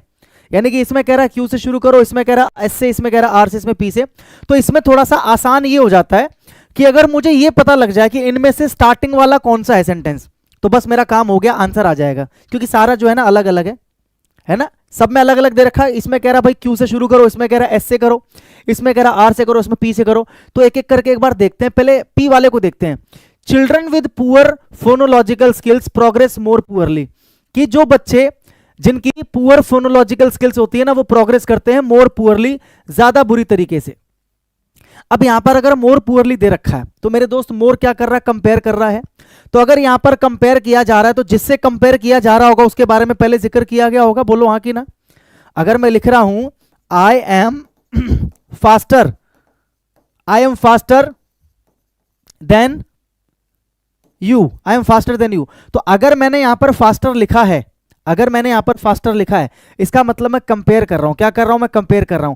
तो अगर मैंने आपको यह बता दिया कि मैं ज्यादा तेज हूं, तो जिससे तेज हूं उसका जिक्र भी तो किया जाएगा, बोलो हाँ कि ना, बोलो हाँ कि ना। ठीक है, आगे देखिए, the consensus concerns, the consensus concerns the causal role of phonological skills in young children's reading progress. ठीक है, अब इसको पढ़िए। Studies of the factors governing reading development in young children have achieved a remarkable degree of consensus. इसको पकड़ लिया मैंने, आ जाओ मेरे पकड़ में तो आ गया। मैंने क्या बताया था, यहां पर आपको दे रखा है एक नाउन, यहां पर आपको दे रखा है एक नाउन कंसेंसस। ठीक है, बात समझ में आ रही है? यहां पर आपको दे रखा है एक नाउन कंसेंसस यानी कि सर्वसम्मति। समझ में आ रही है बात? तो यहां पर एक नाउन दे रखा है जिसके साथ में आर्टिकल नहीं है, जिसके साथ में आर्टिकल नहीं है, और यहां पर इसी नाउन के साथ में आर्टिकल द है। तो आप मुझे बताओ, अगर एक नाउन है जिसमें कोई आर्टिकल नहीं है और एक नाउन है सेम नाउन जिसमें आर्टिकल द लगा है, और मैं आपसे पूछूं कि इन दोनों में से एक ही सेंटेंस के अंदर दोनों आ रहे हैं अगर, या एक ही पैराग्राफ के अंदर दोनों आ रहे हैं, मैं आपसे पूछूं पहले कौन सा आया होगा, तो आपको सर पहले ये आया होगा उसके बाद ये आया होगा, क्योंकि कल मैंने आपको समझाया था आर्टिकल द जो है ना वो हमेशा बाद में आता है। अगर एक ही नाउन को आप रिपीट करते हो किसी सेंटेंस या पैराग्राफ के अंदर, और अगर एक के साथ आर्टिकल ए या एन है, या मान लो आर्टिकल है ही नहीं, और उसी के साथ दोबारा में अगर द दे रखा है तो द वाला हमेशा बाद में आएगा। तो इससे ये तो कंफर्म हो गया कि ये वाला जो बात है ना, ये वाला बात पहले किया गया होगा, ये वाला बात बाद में किया गया होगा, यानी कि आर और क्यू एक साथ होंगे। एक साथ का मतलब इस तरीके से सीक्वेंस में होंगे, यानी कि पहले आर होना चाहिए फिर क्यू। क्या इसमें आर और क्यू सीक्वेंस में है? नहीं है। इसमें आर और क्यू ना देकर क्यू आर दे रखा है, इसमें भी क्यू आर दे रखा है, एक ही है जिसमें आर और क्यू सीक्वेंस में है। तो ये मेरा आंसर हो जाएगा। बोलो बात समझ में आई कि नहीं आई? कितना टाइम लगता है इसको करने में बताइए, बताइए। वही तरीका जो कल मैंने बताया था, मैंने यहां पर एक नाउन को पकड़ लिया, मैंने यहां पर एक नाउन को पकड़ लिया, बोलो हाँ कि ना, बोलिए, यानी कि आर क्यू एस पी। देखो, और एक चीज और देख सकते थे, जिन बच्चों का फोनोलॉजिकल स्किल अच्छा होता है, ठीक है, फोनोलॉजिकल स्किल क्या होता है? अच्छा होता है, बिकम गुड रीडर्स, वो अच्छे रीडर बन जाते हैं या अच्छे स्पेलर्स बन जाते हैं। लेकिन वो बच्चे जिनका क्या होता है? पुअर होता है, फोनोलॉजिकल स्किल क्या होता है? पुअर होता है। तो पहले बोला गया कि भाई जिनका अच्छा होता है वो प्रोग्रेस करते हैं, और जिनका बुरा होता है ना वो बुरी तरीके से प्रोग्रेस करते हैं, मतलब बेकार तरीके से प्रोग्रेस करते हैं। यानी कि आपको इसका भी पेयर मिल गया था कि पहले एस की बात की जाएगी, उसके बाद पी की बात की जाएगी, तो वो भी इसी के अंदर, देखो एसपी, वो भी इसी के अंदर। हालांकि एसपी यहां पर भी है, यहां पर भी है, तो आप कंफ्यूज हो सकते थे। तो सबसे बढ़िया जो आपको तरीका है मैंने बता दिया, वो क्या है कि आपने एक नाउन पकड़ लिया, आपने देख लिया एक बार नाउन के साथ में कोई आर्टिकल नहीं है, एक बार नाउन के साथ में आर्टिकल द है, मतलब कंसेंसस का जिक्र पहले किया गया होगा, इसीलिए यहां पर कंसेंसस के साथ में द आया होगा। द आने का मतलब ही होता है कि उस नाउन का जिक्र पहले कहीं ना कहीं किया गया है। मेरी बात को समझ गए? क्योंकि ये नाउन कोई खास नाउन तो है नहीं मेरे दोस्त। मेरी बात को समझ गए? बोलो हाँ कि ना। समझ में आ रहा है? बोलो हाँ कि ना। आगे बढ़ जाएं। अगला क्वेश्चन ये रहा आपकी स्क्रीन के ऊपर। चलिए सबसे पहले क्या करेंगे, ऑप्शन को देखेंगे। ऑप्शन है क्यू पी पी एस, यानी कि आर से शुरू नहीं हो सकता, ये तो मुझे पता लग गया, या तो क्यू से शुरू होगा या पी से या एस से। कंफर्म है? बोलो हाँ कि ना। ठीक है, आगे बढ़ जाए। देखो पढ़ो। The main manifestation of violence in recent times have been extremism, terrorism, assassination by bombs and bullets. In the modern world, violence has taken many forms. आज के जमाने में violence ने कई सारे फॉर्म्स ले लिए हैं। देखो यहां पर क्या बोल रहा है, violence ने कई सारे फॉर्म्स ले लिए। थोड़ा सा ना लॉजिक लगाया करो, थोड़ा सा लॉजिक लगाया करो। लॉजिक लगाओगे ना तो आपका आंसर हमेशा आएगा। इसके अंदर ये बोला जा रहा है कि भाई आज के जमाने में वायलेंस ने ना कई सारे रूप ले लिए हैं, कई सारे रूप ले लिए। और अगर आप इसके अंदर देखोगे तो वायलेंस के अलग अलग रूप दिखा रखे हैं, जैसे एक्सट्रीमिज्म एक वायलेंस का रूप है, टेररिज्म एक रूप है, असैसिनेशन, बॉम्ब, बुलेट्स, ये सारे रूप। तो अगर कोई बच्चा भी होगा उससे मैं पूछूं कि बेटा पहले ये आना चाहिए या पहले ये आना चाहिए, तो बोलेगा सर पहले ये, क्योंकि इसके अंदर डिस्क्राइब किया है, इंट्रोडक्शन दिया है कि आज के टाइम पे वायलेंस ने बहुत सारे जो है ना रूप ले लिए हैं, और हर रूप जो है ना सिग्निफाई करता है इविल साइड को of man and his desire to destroy the principle of equity, justice and truth. बात समझ में आ रही है? तो बच्चा बता देगा कि सर पहले क्यू आना चाहिए, उसके बाद ही पी आना चाहिए। अब मैं ये नहीं कह रहा कि पी इसके साथ ही होगा या लास्ट में होगा, मतलब मुझे सीक्वेंस पता है कि पहले क्यू आना चाहिए फिर पी आना चाहिए। अब पी इसके साथ भी हो सकता है बाद में भी, तो मैं इतना तो कम से कम चेक कर सकता हूं। यहां पर पी पहले है और क्यू बाद में है, तो ये तो मेरा आंसर नहीं हो सकता, क्योंकि मुझे क्यू पहले चाहिए पी बाद में चाहिए। यहां पर भी देखो पहले पी है फिर क्यू है, तो ये भी मेरा आंसर नहीं हो सकता। यहां पर भी देखो पहले पी है फिर क्यू है, ये भी मेरा आंसर नहीं हो सकता। एक ही ऑप्शन है जहां पर पहले क्यू है फिर पी है। अब मैंने क्या बोला था, साथ में है तो अच्छी बात है, तो मेरा आंसर आ गया। मुझे बाकी दो ऑप्शंस पढ़ने की आवश्यकता भी नहीं पड़ी। बोलो हाँ कि ना, बोलो हाँ कि ना। अब होगा तांडव। अब एसएससी हिलेगी। एसएससी के जो चेयरमैन है वो भी सोचेंगे कि अरे कहां से पढ़ के आ रहे हैं बच्चे, हमने इतने मुश्किल मुश्किल पैराजंबल पूछ लिए, लेकिन ये बालक इतने खतरनाक किस्म के हैं बिल्कुल, मतलब बालक नहीं है तो मतलब क्या है, उद्दंड बालक है ये, ठीक है, सारी योजनाओं को फेल कर रहे हैं हमारी। तो इसका आंसर आ गया भाई, ठीक है। मेरी बात को समझ पा रहे हो कि नहीं समझ पा रहे हो? ठीक है, बस मेरे को इतना ही देखना था। यहां पर बोला गया कि भाई, और वैसे भी ये इंट्रो वाला पार्ट है, देखो ना, ये इंट्रो वाला पार्ट है, और इंट्रो वाला पार्ट ऑप्शन ए यही है, देखो क्यू सबसे शुरू में इसी में दे रखा, बाकी किसी में नहीं दे रखा, तो ये आपका आंसर आ जाएगा। बोलो हाँ कि ना? ठीक है, हाँ भाई, कमेंट शो कर रहा है, क्यों नहीं करेगा? हाल चाल बढ़िया भाई। सिग्मा वाली फीलिंग आएगी क्लासरूम के अंदर आपको, एग्जाम हॉल के अंदर आपको सिग्मा वाली फीलिंग आएगी, ठीक है। एक एक बच्चे का एक एक पैराजंबल ठीक होगा, ये मेरी गारंटी है। आ जाइए, ऑप्शन को देखेंगे सबसे पहले। मैं क्वेश्चन तो देख भी नहीं रहा स्टार्टिंग में यार, देखो पी आर पी क्यू, यानी कि एस से शुरू नहीं हो सकता, या तो पी से या आर से या क्यू से। पी को पढ़ो, पी में क्या दे रखा? ही वांटेड, वो चाहते थे, तो कौन चाहते थे? एक प्रोनाउन है ये, तो क्या मैं पी से शुरू कर सकता हूं? आप कहोगे नहीं सर, क्योंकि सीधा लिखा है ही वांटेड, वो चाहते थे, तो कौन चाहते थे? मैंने क्या बोला था कल, याद है? कल क्या समझाया था कि पहले नाउन आता है तब प्रोनाउन आता है। मैंने आपको बताया था ना कि नाउन जो है हमेशा प्रोनाउन के पहले आता है। पेयर वाले में समझाया था मैंने आपको कि नाउन जो है हमेशा प्रोनाउन के पहले आता है। ये रहा देखो, noun always comes before pronoun, बताया था, याद है? तो डायरेक्ट मैं ही से तो शुरू नहीं करूंगा, क्योंकि ही से पहले कोई व्यक्ति जिसका मैं जिक्र करूंगा, है ना, तो ही से शुरू नहीं होगा, यानी कि पी वाला कट गया, पी वाला कट गया। बोलो हाँ कि ना? अब आर को पढ़ो, आर या क्यू को पढ़ो। सिद्धार्थ, यहां पर एक प्रॉपर मुझे नाउन दिख गया, इसी सिद्धार्थ के लिए ही लिखा हुआ है। अब तो बात समझ में आ रही है? ये जो सिद्धार्थ लिखा हुआ है ना, इसी के लिए तो ही लिखा हुआ है, यानी कि क्यू से शुरू हो सकता है। एक बार आर को देख लो, एट लास्ट और अंत में, तो सबसे शुरू में हम ये थोड़ी लिख देंगे एट लास्ट। मेरी बात को समझ पाए? आप आर से शुरू नहीं कर सकते, क्योंकि आर में क्या लिखा है? एट लास्ट, सबसे अंत में।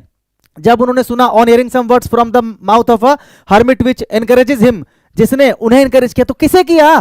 फिर से वही बात, यहां पर सीधा प्रोनाउन है, तो इससे पहले किसी नाउन के बारे में डिस्कस आप करोगे ना? बोलो हाँ कि ना?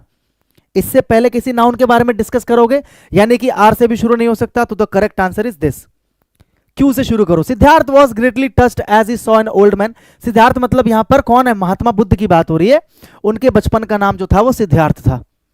मेरी बात को समझ गए? मैं लॉजिक से समझा रहा हूं, ऐसा तो नहीं लग रहा आपको? अच्छा, आप मुझे कमेंट करके बताइए, आपको ऐसा तो नहीं लग रहा कि सर आप कुछ भी पढ़ा रहे हैं, आप अपना मनगढ़ंत कुछ पढ़ा रहे हैं, अपने मन की रचना से पढ़ा रहे हैं? ऐसा तो नहीं लग रहा है आपको दोस्त? बताइए।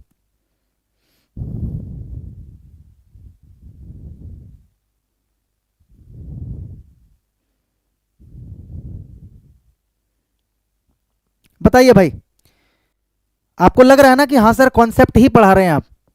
और ये सारे के सारे क्वेश्चंस एग्जाम में आए हुए क्वेश्चंस हैं, ये मेरे बनाए हुए क्वेश्चंस नहीं है, मैं फिर से बता रहा हूँ, ठीक है? एग्जाम में आए हुए क्वेश्चंस हैं, जो एग्जाम में क्वेश्चंस आए हैं मैं उन्हीं को करा रहा हूँ, ठीक है?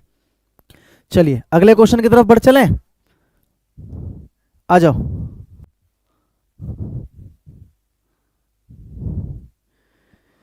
करना चाहोगे क्या?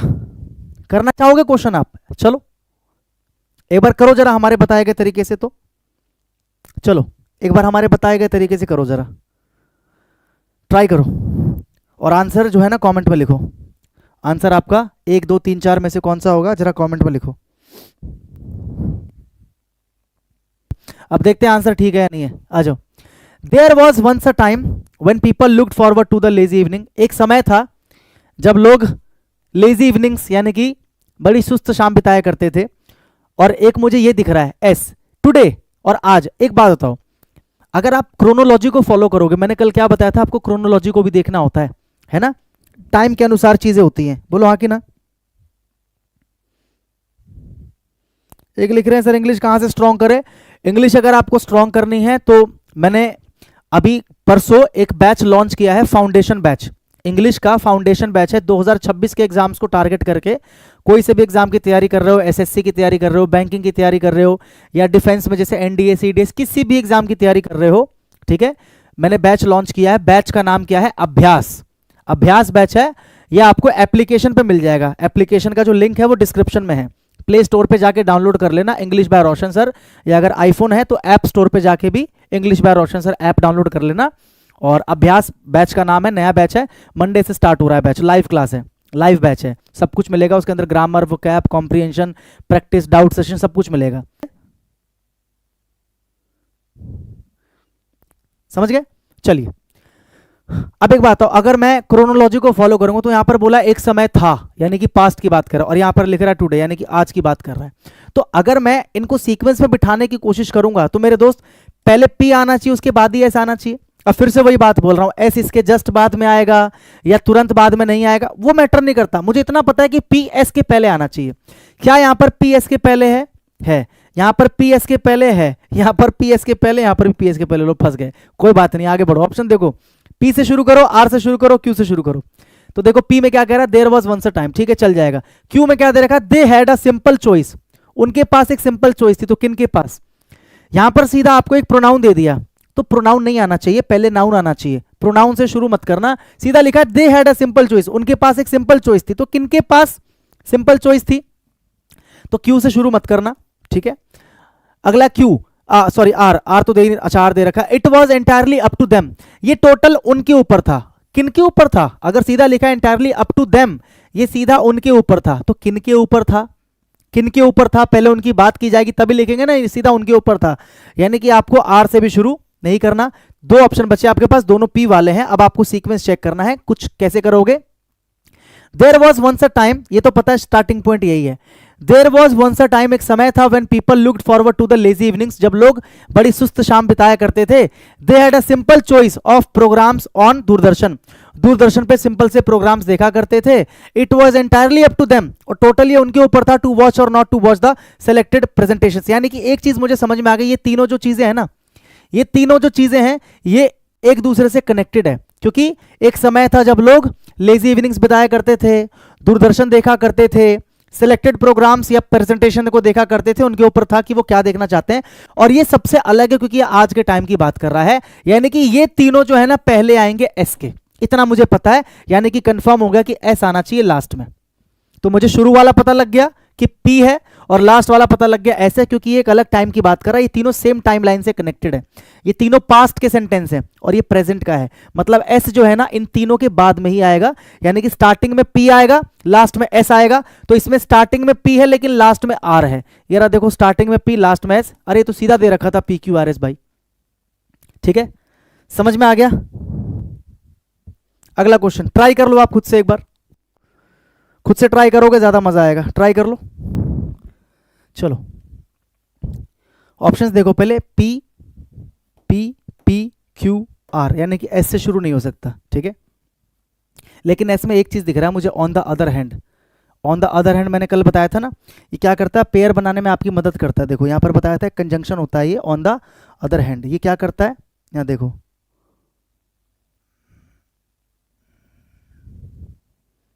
यहीं पे था ना, ये रहा ऑन द अदर हैंड, ये क्या करता है ना, कॉन्ट्रास्ट को दिखाता है। तो अगर ऑन द अदर हैंड आ रहा है तो मतलब ये कॉन्ट्रास्ट को दिखाएगा, तो इससे मैं पेयर बना सकता हूं। देख लेते हैं कुछ और अगर आसान मिल जाए कैसे हम पकड़ बनाएंगे। आ जाइए पहले पी को, we may see alcohol and tobacco advertisements everywhere, हम टोबैको और एल्कोहल के जो एडवर्टीजमेंट है हर जगह देख सकते हैं, on television, in newspaper, on street and ads, street ads, cards etcetera. तो ये एक अच्छा इंट्रोडक्शन तो लग रहा है मुझे कि हम एल्कोहल और टोबैको के जो एड्स है ना आजकल हर जगह देख सकते हैं, ठीक है।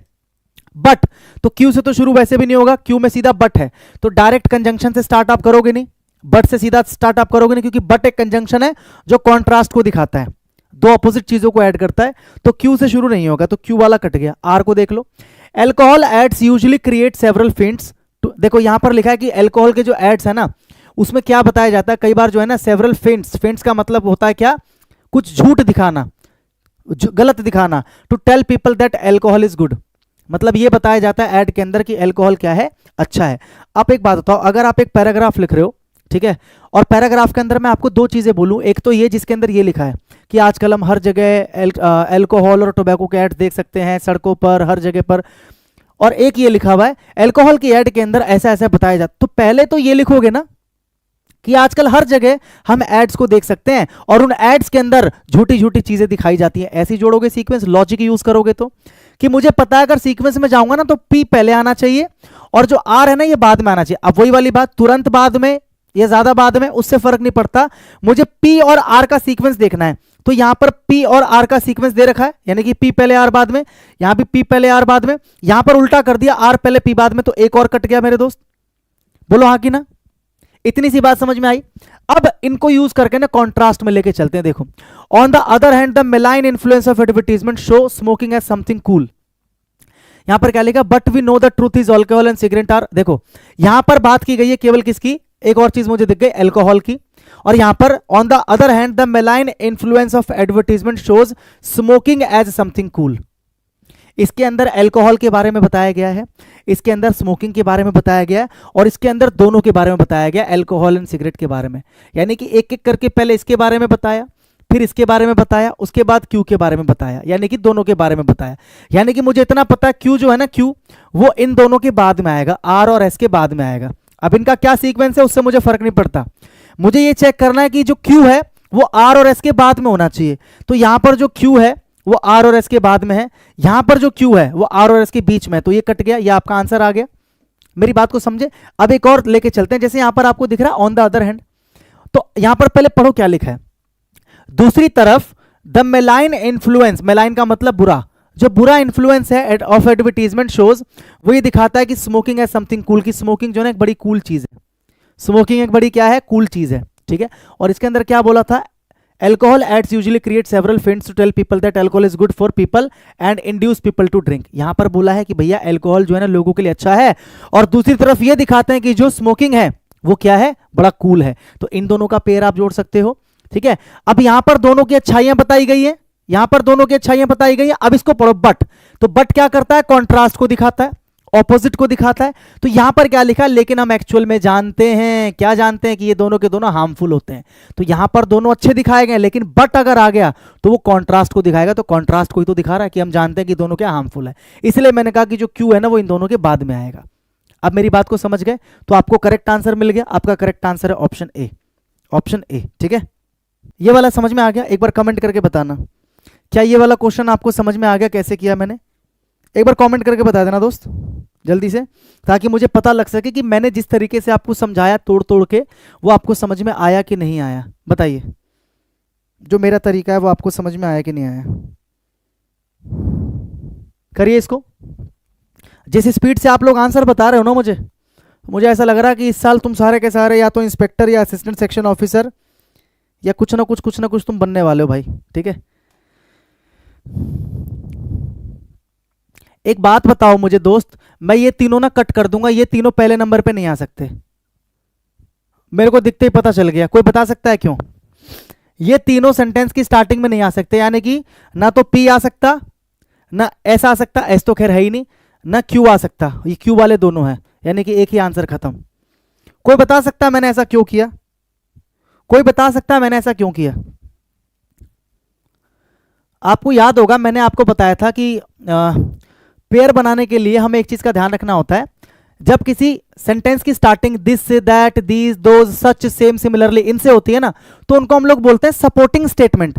यानी कि अगर किसी सेंटेंस में लिखा है कि दिस इशू या दीज इश्यूज, इसका मतलब वो किसी ऐसे स्टेटमेंट को सपोर्ट कर रहा है जिसके अंदर ऑलरेडी इशू की बात हो रखी होगी, तभी तो बोल रहा है कि दिस इशू, मतलब इशू की बात ऑलरेडी पहले कहीं हो रखी है।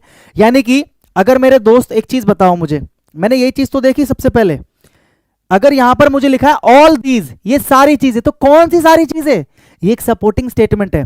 तो अगर ये सपोर्टिंग स्टेटमेंट है तो जिसको ये सपोर्ट कर रहा है, जिसको ये सपोर्ट कर रहा है उसके बाद ही तो आएगा, ये जिसको ये सपोर्ट कर रहा है उसके बाद ही आएगा। यानी कि अगर बाद आएगा तो पहले नंबर पे नहीं आ सकता, तो कट गया। ऐसे ये देखो दीज इन्फ्लुएंसेस, ये इन्फ्लुएंसेस, तो कौन से इन्फ्लुएंसेस? ये भी सपोर्टिंग स्टेटमेंट है। कौन से इन्फ्लुएंसेस? तो यानी कि जिसको सपोर्ट कर रहा है वो इसके पहले आया होगा, तो मतलब ये सबसे पहले तो नहीं आ सकता। ऐसे ही दीज चेंजेस, तो कौन से चेंजेस? सपोर्टिंग स्टेटमेंट है, जिसको सपोर्ट कर रहा है वो इसके पहले आया होगा, तो मतलब ये तो स्टार्टिंग में नहीं आ सकता। तो यानी कि इसका आंसर क्या आ गया? देखो एग्जामिनर किस तरीके से आपके दिमाग से खेलता है। और बच्चा क्या करता रहेगा जानते हो? बच्चा क्या करता रहेगा? पढ़ता रहेगा। बच्चा क्या करता रहेगा ना? पढ़ता रहेगा, एक एक करके सारे के सारे ऑप्शन पढ़ेगा, पी क्यू आर एस पूरा पढ़ेगा, स्टोरी बनाने की कोशिश करेगा, है ना, और इतने में खेल हो जाएगा खत्म।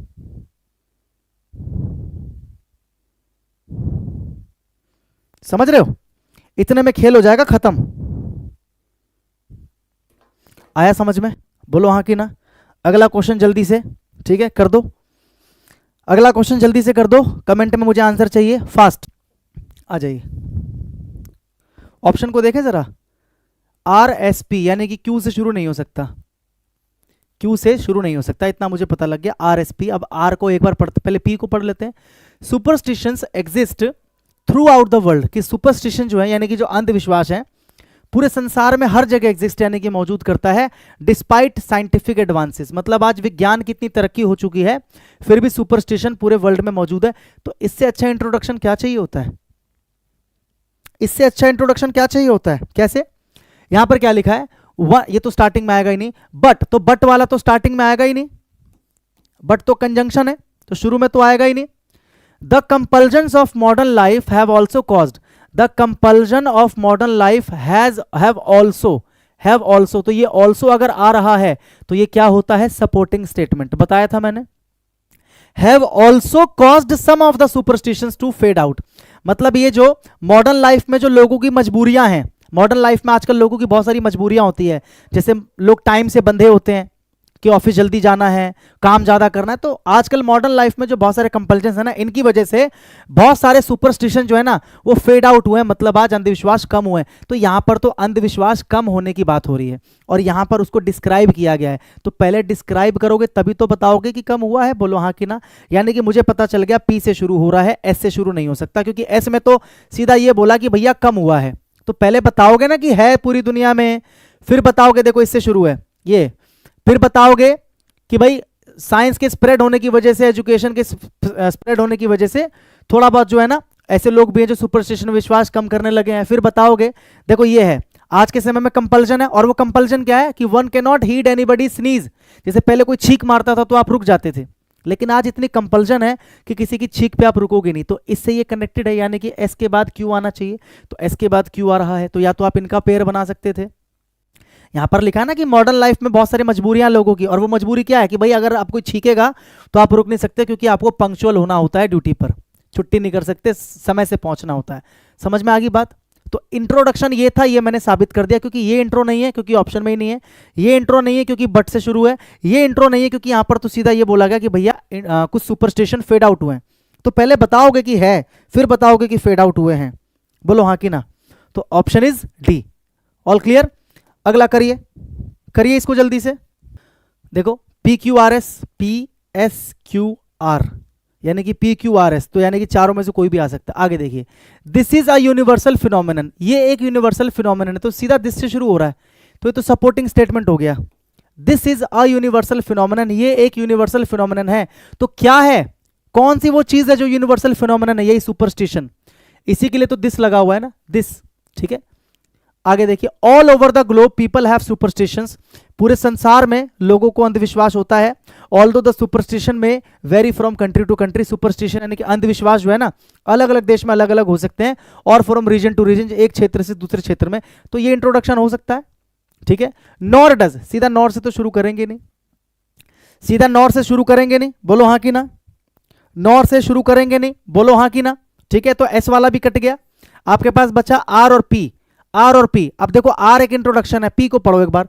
Superstition mean an irrational belief in or notion of the ominous significance of a particular thing, कि सुपरस्टिशन का मतलब क्या होता है, जब यहां खुद ही बोल दिया सुपरस्टिशन का मतलब ये होता है, मतलब यहां पर सबसे पहले सुपरस्टिशन क्या होता है वो बताया गया है, इसमें यह बताया गया है कि संसार में हर जगह है, तो पहले पी आएगा फिर ये आएगा, यानी कि पी वाला आंसर हो जाएगा। बोलो हाँ कि ना, बोलो हाँ कि ना। पी के अंदर ये बताया है एक सेकंड भाई,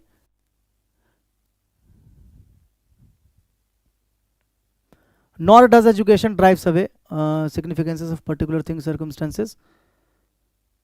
All over the globe people have superstitions, although the superstitions may vary, ये ठीक है। This is a universal phenomenon cutting across caste, communal and even national boundaries. Nor does education drives away superstition completely. ये कहाँ fit हो रहा है? RPSQ all over the world superstitions, although the superstitions may vary from country to country और from region to region. Superstitions mean an irrational belief in or notion of the mean significance of a particular thing, circumstances और the like. उसके बाद S, nor does education drives. नहीं, ठीक है, ठीक है, answer ठीक है, जो आप सोच रहे हो वही आंसर है. ओके, जो आप सोच रहे हो आंसर बिल्कुल वही है. ठीक है, आगे बढ़ जाए, करिए इसको जल्दी से. चलो, क्या है? S R Q. क्यू यानी कि पी से शुरू नहीं हो सकता, कहीं पर नहीं दे रखा पी पहले. आइए, क्या है क्यू में? क्या है? As man is not an island entire of itself. मतलब इंसान अपने आप में कोई आइलैंड तो है नहीं कि अलग रहे, अकेले में रहे, एकांत में रहे. ही can not be happy in isolation. इंसान जो है ना, अकेले में खुश नहीं रह सकता. ठीक है, हो सकता है. इंट्रोडक्शन आर पढ़िए.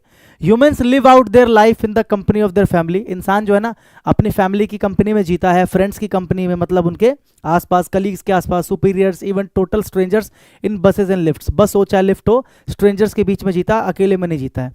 And brick by brick they must build their relationship with each one to lay a secure foundation for their. तो इससे भी शुरू नहीं हो सकता, सीधा एंड से शुरू है, कंजंक्शन है, ये तो जोड़ने वाला है, तो सीधा एस से शुरू नहीं करोगे, ये खत्म हो जाएगा. ठीक है, अब क्या क्यू में एक इंट्रोडक्शन लग रहा है या आर में इंट्रोडक्शन लग रहा है? बस इतना देख लो. यानी कि क्यू और आर में पहले क्या आना चाहिए? देखो यहां पर क्या लिखा है, इंसान जो है ना, एक आइलैंड नहीं है जो अकेले में रह सके. वो अकेले में कभी खुश नहीं रह सकता. इंसान अपने लोगों की कंपनी में रहता, परिवार के, फ्रेंड्स की. यानी कि पहले ये आएगा फिर ये आएगा. कॉमन सेंस है, लॉजिक है. यहां पर क्या बोला कि इंसान अकेले में नहीं रह सकता. इंसान जो है ना, रहता है किस में? रहता है लोगों की कंपनी में, है ना, अपने फ्रेंड्स की कंपनी में, अपने कलीग्स की कंपनी में. मेरी बात को समझ पा रहे हो दोस्त? ठीक है, और यहां पर देखो क्या लिखा है, यहां पर लिखा है फैमिली, फ्रेंड्स, कलीग्स, लिखा है ना, सुपीरियर्स.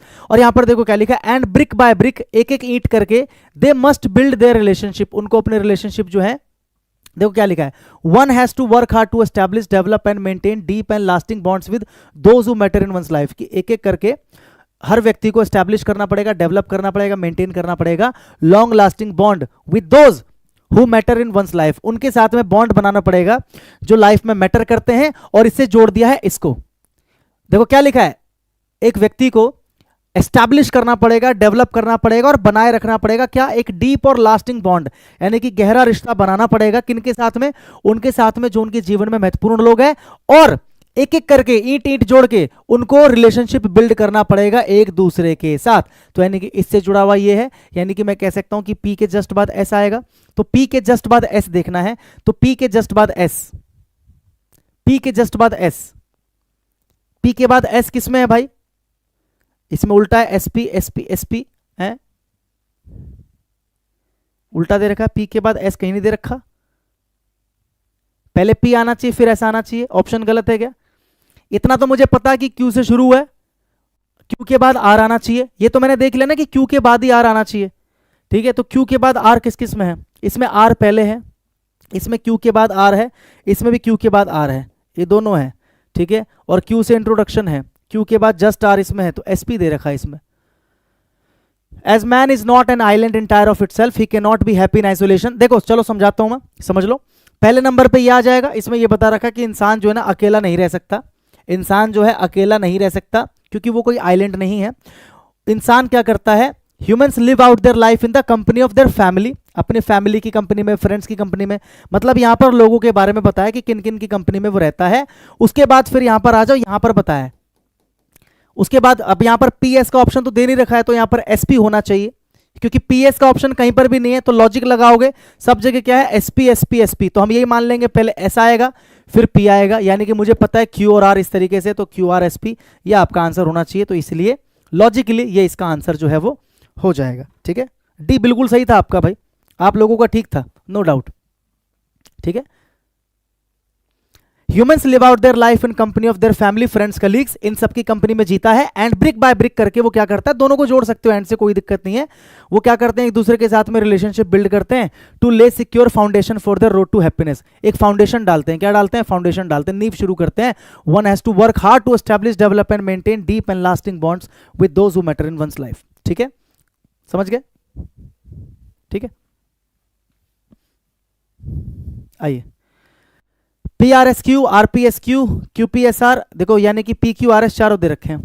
कुछ पकड़ो इसमें, देखो biographies of great man can also help, can also help, तो ऑल्सो आ गया, मतलब ये क्या है, सपोर्टिंग स्टेटमेंट है, मतलब और इसके अलावा और भी हेल्प कर सकते हैं, तो किसके अलावा, तो पहले कुछ और होगा। courtesy and politeness is the key to good manners, no doubt these are little words, तो these आ रहा है इसमें, सपोर्टिंग स्टेटमेंट है, ये वो छोटे वर्ड्स हैं, ये वो छोटे वर्ड्स हैं, तो कोई तो ऐसे वर्ड्स होंगे जिनके बारे में लिखा हुआ है, वो वर्ड्स मुझे यहां पर दिखाई दे रहे हैं, sorry, please, thank you, bag your pardon sir, ये वो छोटे वर्ड्स हैं, यानी कि मुझे पता चलेगा कि एस और आर एक साथ मुझे दिखने चाहिए। देखो the use of polite words like sorry, please, thank you, bag your pardon sir etc creates a healthy impact on the minds of others, no doubt these are little words, ये छोटे words हैं, यानी कि इन्हीं words के लिए लिखा है these are little words, मैंने इसलिए कहा था कि सपोर्टिंग स्टेटमेंट होते हैं, ये स्टेटमेंट जो है ना इसको सपोर्ट कर रहा है, इसी के लिए तो लिखा है ना these little words, यानी कि एस और आर का कॉम्बिनेशन ढूंढना है, एस और आर इसमें नहीं है, एस और आर इसमें साथ में नहीं है, इसमें एस और आर साथ में है, तो this is the correct answer. ठीक है, ट्रिक मिलेगी, ढूंढना आना चाहिए। बड़े तड़ातड़ तुम लोग आंसर लिखते जा रहे हो कमेंट में, क्या बात है भाई, इतनी जल्दी सीख जाओगे उम्मीद नहीं थी, बहुत तड़ातड़ तुम लोग आंसर जो है ना लिखते जा रहे हो, बहुत बढ़िया यार, शानदार, बहुत बढ़िया। कर दो जल्दी से इसको भी, इतना किया है मालिक तो इसको भी कर दो, हो गया आपका।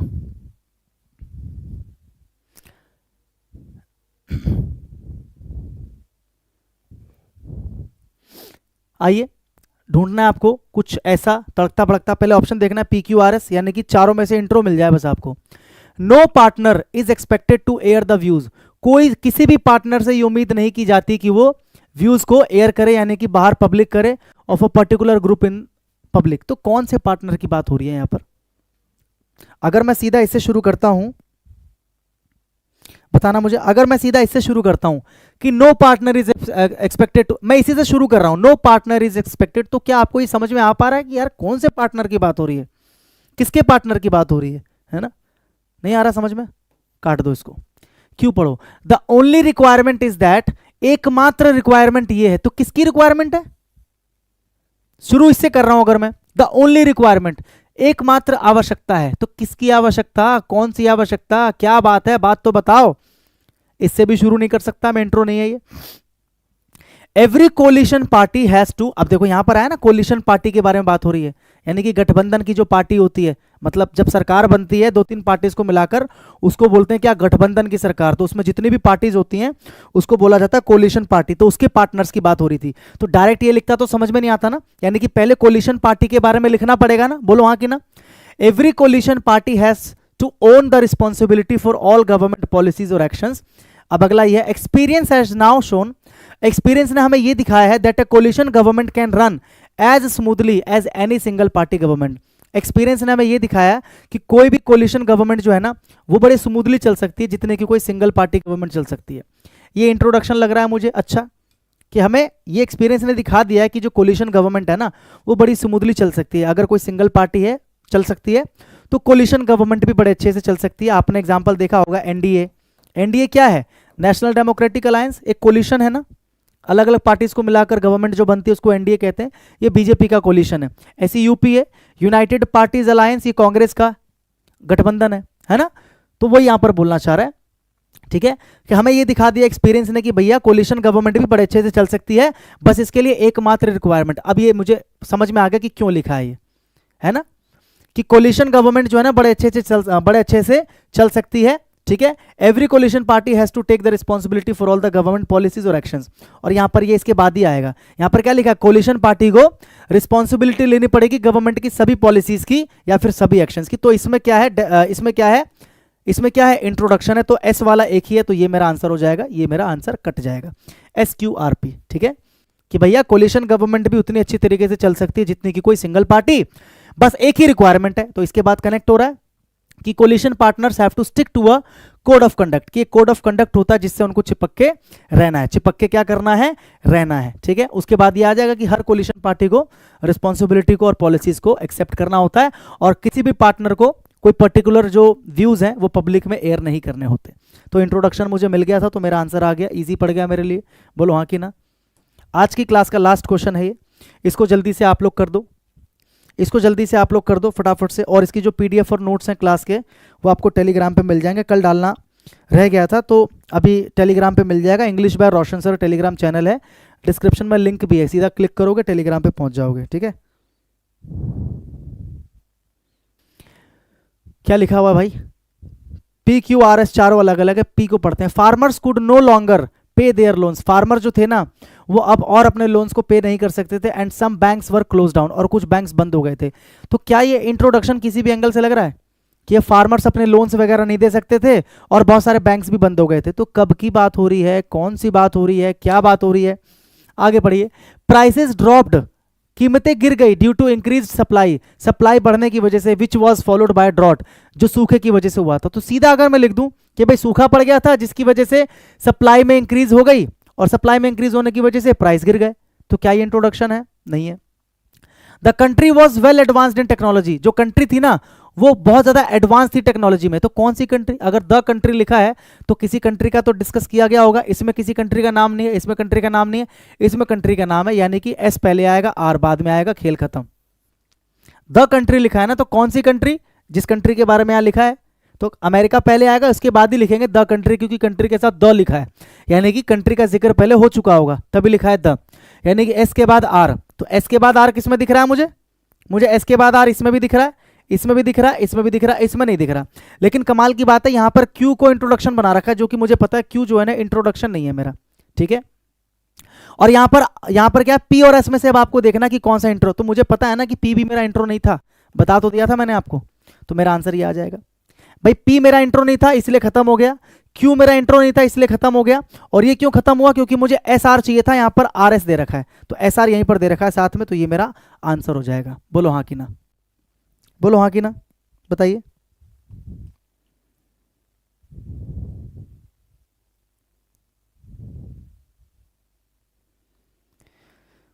धन्यवाद भाई आपके इन अच्छे शब्दों के लिए। ठीक है, और क्लास के कंटेंट में अगर आपको लगता है कि है बात, तो मैंने जैसे कि बताया कि आप लोग शेयर किया करो। अच्छे लेवल के पैराजंबल आज मैं लेकर आया हूं, अगर आप इनको कर लेते हो तो इसका सिंपल सा मतलब ये है कि आप पैराजंबल में आप प्रो बन चुके हो, और आप कोई भी पैराजंबल का क्वेश्चन कर लोगे। बस आपको एक बार उसको अच्छे से पढ़ लेना, और जो मैंने ट्रिक्स बताई है उसको आपको क्या करना है, फॉलो करना है दोस्त। ठीक है, सही है। तो सबसे पहले क्या करोगे, सबसे पहले आप एक बार खुद से ट्राई करोगे, है ना, क्योंकि ऐसे मजा नहीं आएगा। पहले आप एक बार खुद से ट्राई करोगे, और आपको मैं समय दूंगा 1 मिनट का करने के लिए, उसके बाद फिर मैं इसको सॉल्व कराऊंगा। ठीक है, चलिए ये क्वेश्चन आपको करना है, ये मैं आपको एक बार समझा देता हूं। ठीक है, इस तरीके का भी पैराजंबल आपको देखने को मिल सकता है, जिसमें क्या होता है ना, ये जो S1 लिखा होता है, ठीक है, और ये जो S6 लिखा होता है, इसका मतलब जानते हो, ये होता है सेंटेंस 1। S1 का मतलब है सेंटेंस नंबर 1, यानी कि ये कंफर्म होता है। ये अच्छी चीज होती है कि यहां पर ना जो पहला सेंटेंस है, यानी कि जिससे स्टार्टिंग होगी वो आपको दे दिया जाता है, यानी कि ये तो कंफर्म है कि भाई इससे मेरा सेंटेंस शुरू हो रहा है, यानी कि जो पैराग्राफ है ये इससे शुरू हो रहा है, और सेंटेंस 6 का मतलब ये लास्ट में, मतलब आपको स्टार्टिंग और एंडिंग दे रखी है ना।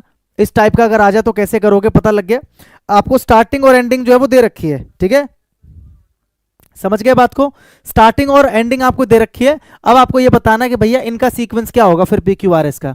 ठीक है, तो स्टार्टिंग आपको दे रखी है, तो स्टार्टिंग वाले को पढ़ लो। क्या दे रखा है? 1 हॉट डे, एक मतलब गर्मी के दिन की बात हो रही है, एक दिन an ant was searching for some water, एक चींटी जो है कुछ पानी की तलाश कर रही थी। After walking around for some time, कुछ समय तक इधर उधर चलने के बाद, she came to a spring, वो एक झरने के पास आई। ठीक है, she came to a spring. अब आगे देखिए, अब इसके बाद में क्या हो सकता है, इन चारों में से क्या हो सकता है? वाइल मेकिंग हर वे अप, ऊपर जाते समय, वाइल मेकिंग हर वे अप यानी कि ऊपर जाते समय। तो क्या इसके अंदर कहीं पर भी ऐसा बोला गया है कि वो ऊपर चढ़ रही है? जब तक ऐसा ना बोला गया कि ऊपर चढ़ रही थी या उसने ऊपर चढ़ना शुरू किया और ऊपर चढ़ते समय, लेकिन अभी तक तो ऐसा कुछ डिस्कस नहीं किया कि ऊपर चढ़ रही है वो। आगे पढ़ते हैं। To reach the spring, spring तक पहुंचने के लिए she had to climb up a blade of grass. अब देखो यहां पर डिस्कस कर रखा है कि भाई स्प्रिंग के पास पहुंच तो गई, लेकिन उस स्प्रिंग तक पहुंचने के लिए उसे क्लाइंब करना पड़ेगा, मतलब चढ़ना पड़ेगा अ ब्लेड ऑफ ग्रास, है ना, यानी कि कुछ घास को चढ़कर उसे ऊपर जाना पड़ेगा स्प्रिंग तक पहुंचने के लिए, यानी कि यहां पर बात कर रहा ऊपर पहुंचने की। देखो अब ये दोनों कनेक्टेड है कैसे, यहां पर बोला कि एक स्प्रिंग के पास पहुंची, लेकिन स्प्रिंग तक पहुंचने के लिए, तो इसी स्प्रिंग की बात हो रही है। अ स्प्रिंग, द स्प्रिंग, कुछ याद आया? अ स्प्रिंग, द स्प्रिंग, एक ही नाउन के साथ में आर्टिकल ए हो और द हो तो पहले ए वाला लगा देना। यानी कि मुझे इतना पता चल गया कि इन चारों में से सबसे पहले क्यू आएगा। तो क्यू किस में दे रखा है? एक ही में दे रखा है, तो इसमें आगे कुछ देखने की जरूरत हमें थी नहीं, और एग्जाम के अंदर इसी तरीके से आपको करना, आपको सारा पढ़ने की जरूरत नहीं है। अगर आपको पहला ही पढ़ के समझ में आ जाए कि ये मेरा आंसर है, फिर भी अगर आप कंफर्म होना चाहते हो तो कंफर्म हो सकते हो भाई। यहां पर बोल रहा है कि ऊपर चढ़ने की जरूरत थी, और ऊपर चढ़ते समय तो ये दोनों कनेक्टेड हो गए अपने आप ही, नहीं हो गए बताओ? यानी कि क्यू के बाद पी आएगा, तो चलो और कंफर्म हो गया मैं, बिल्कुल क्यू के बाद पी आ रहा है, बोलो हाँ कि ना? ठीक है। अब यहां पर क्या है देखो, स्लिप्ड एंड, अब क्या है, वो फिसल गई और पानी में गिर गई। तो पानी में गिरी तो क्या हुआ? She could have ड्राउन्ड if a Dove यानी कि पक्षी, कबूतर जैसा, up near by tree had not seen her, seeing that the ant was in trouble the Dove. अब देखो अ डव दिख रहा है और यहां पर दिख रहा है द डव, तो ये भी कंफर्म हो गया कि पहले अ वाला फिर द वाला। और कितने हिंट्स दूं मैं आपको, यानी कि पहले आर फिर एस, तो आर एस का पेयर है इसमें, तो बिल्कुल आर एस का भी पेयर है, यानी कि अब तो कंफर्म हो गए 100%, 100% कंफर्म हो गए, बोलो हाँ कि ना? 100% कंफर्म हो गया कि अब आंसर क्या होना चाहिए, बोलिए। समझ में आ रहा है कि नहीं आ रहा है भाई? ठीक है, अगला क्वेश्चन आपके सामने ये रहा, करो जल्दी से फटाफट से। क्वेश्चन नंबर 17 क्या दे रखा है? The starting point can be the experience of a minority within society general. अच्छा, पहले ऑप्शन को देखना है। ऑप्शन में क्या बोल रहा है? पी आर आर, यानी कि मुझे पता है ना तो क्यू से शुरू हो सकता है और ना ही एस से शुरू हो सकता है सेंटेंस, इतना तो पता लग गया मुझे। ना तो मेरा सेंटेंस क्यू से शुरू हो सकता है, ना मेरा सेंटेंस एस से शुरू हो सकता है। और क्यों बोल रहा हूं मैं ऐसा क्यों बोल रहा हूं कि इन दोनों से शुरू नहीं हो सकता? क्योंकि मुझे इतना पता है कि ऑप्शन में या तो पी दे रखा है शुरू में, या तो आर दे रखा है शुरू में, है ना? क्यू और एस तो है ही नहीं, तो नहीं हो सकता शुरू। अब आपको देखना पड़ेगा कि इन दोनों में क्या आना चाहिए पहले, ठीक है। The starting point can be the experience of a minority within society generally, और even the experience of a group of people within the, ये अच्छे लेवल का क्वेश्चन है, मेंस लेवल का क्वेश्चन है। Within a progressive social movement which does not live up to its progressive agenda in every aspect. तो कई सारे ऐसे स्टूडेंट होंगे, ऐसे बालक होंगे जिनको इसकी मीनिंग ही नहीं पता होगी, समझ में ही नहीं आ रहा होगा कि लिखा क्या है, ये कहना क्या चाह रहा है ये, ठीक है। लेकिन to be very honest, para jumble को करने के लिए जरूरी नहीं है कि आपको इसकी मीनिंग आती ही हो। मैं आपको समझाता हूं कैसे, इसको पढ़ो। The starting points of social criticism can be very different and the different forms of socialism never have a monopoly in social criticism. मुझे इसको भी समझ में नहीं आया कि भाई क्या लिखा, मैं इसको स्टार्टिंग मानूं, इसको स्टार्टिंग मानूं। दोनों में से किसी को भी स्टार्टिंग अगर मानता हूं तो फिर भी मेरे सामने दो ऑप्शन तो बचेंगे ही ना। मान के चलो मैं बोलता हूं पी से शुरू हो रहा है ना, तो आर वाले दोनों कट जाएंगे, लेकिन पी वाले तो दोनों बचेंगे, तो इन दोनों में ढूंढना पड़ेगा फिर आपको। इस चीज को समझ रहे हो? तो इस चीज को समझ के ना यहां पर आप ये देख सकते हो कि यहां पर ना मुझे एक नेवरदलेस जो वर्ड है ये मुझे मिल गया, जो कि कंजंक्शन है। और मैंने आपको बता रखा है कि नेवरदलेस कंजंक्शन जो है ना, ये दिखाता है कॉन्ट्राडिक्शन को, यानी कि दो ऑपोजिट चीजों को दिखाता है, कॉन्ट्रास्ट वाली चीजों को जोड़ता है। तो यहां पर क्या लिखा है मेरे दोस्त, ये बताओ मुझे। Nevertheless most social critics still, अभी भी कंसिडर करते हैं the critique of capitalism to be central. ठीक है, मुझे यहां पर एक वर्ड दिख रहा है स्टिल, यानी कि अभी भी, और ये क्या है? नेवरदलेस आ रहा है। अब जरा इस वाले को पढ़ना, विद इन और आफ्टर पोस्ट मॉडर्निज्म, यानी कि जब मॉडर्निज्म आया, यानी कि जब हम लोग मॉडर्न बन गए उसके बाद की बात हो रही है। A grand unifying theory no longer seems possible, this does not exclude the possibility और the necessity of dialogue, nevertheless most social criticism still. यहां पर बात कब की हो रही है? मॉडर्निज्म के बाद की बात हो रही है, और यहां पर बात किसकी हो रही है? स्टिल, यानी कि अभी भी की बात हो रही है। तो क्या ये एक दूसरे का कॉन्ट्रास्ट नहीं है? बताइए, क्या ये एक दूसरे का कॉन्ट्रास्ट नहीं है कि नहीं है? यहां पर बात हो रही है पोस्ट मॉडर्निज्म की, यानी कि मॉडर्निज्म के बाद की, और यहां की बात हो रही है अभी भी, स्टिल का मतलब अभी भी। यानी कि मैं इससे पेयर बना सकता हूं, क्योंकि ये मुझे पता कॉन्ट्रास्ट वाली चीजों को जोड़ता है, तो मैं पेयर बना सकता हूं। पहले क्यू आना चाहिए, फिर एस आना चाहिए। क्यू एस का पेयर मुझे किस में दिख रहा है? क्यू एस का पेयर मुझे इसमें दिख रहा है, ठीक है। क्यू एस का पेयर मुझे और किस में दिख रहा है भाई? इसमें दिख रहा है, और इन दोनों में तो नहीं दिख रहा, इन दोनों में तो नहीं दिख रहा, बोलो हाँ कि ना?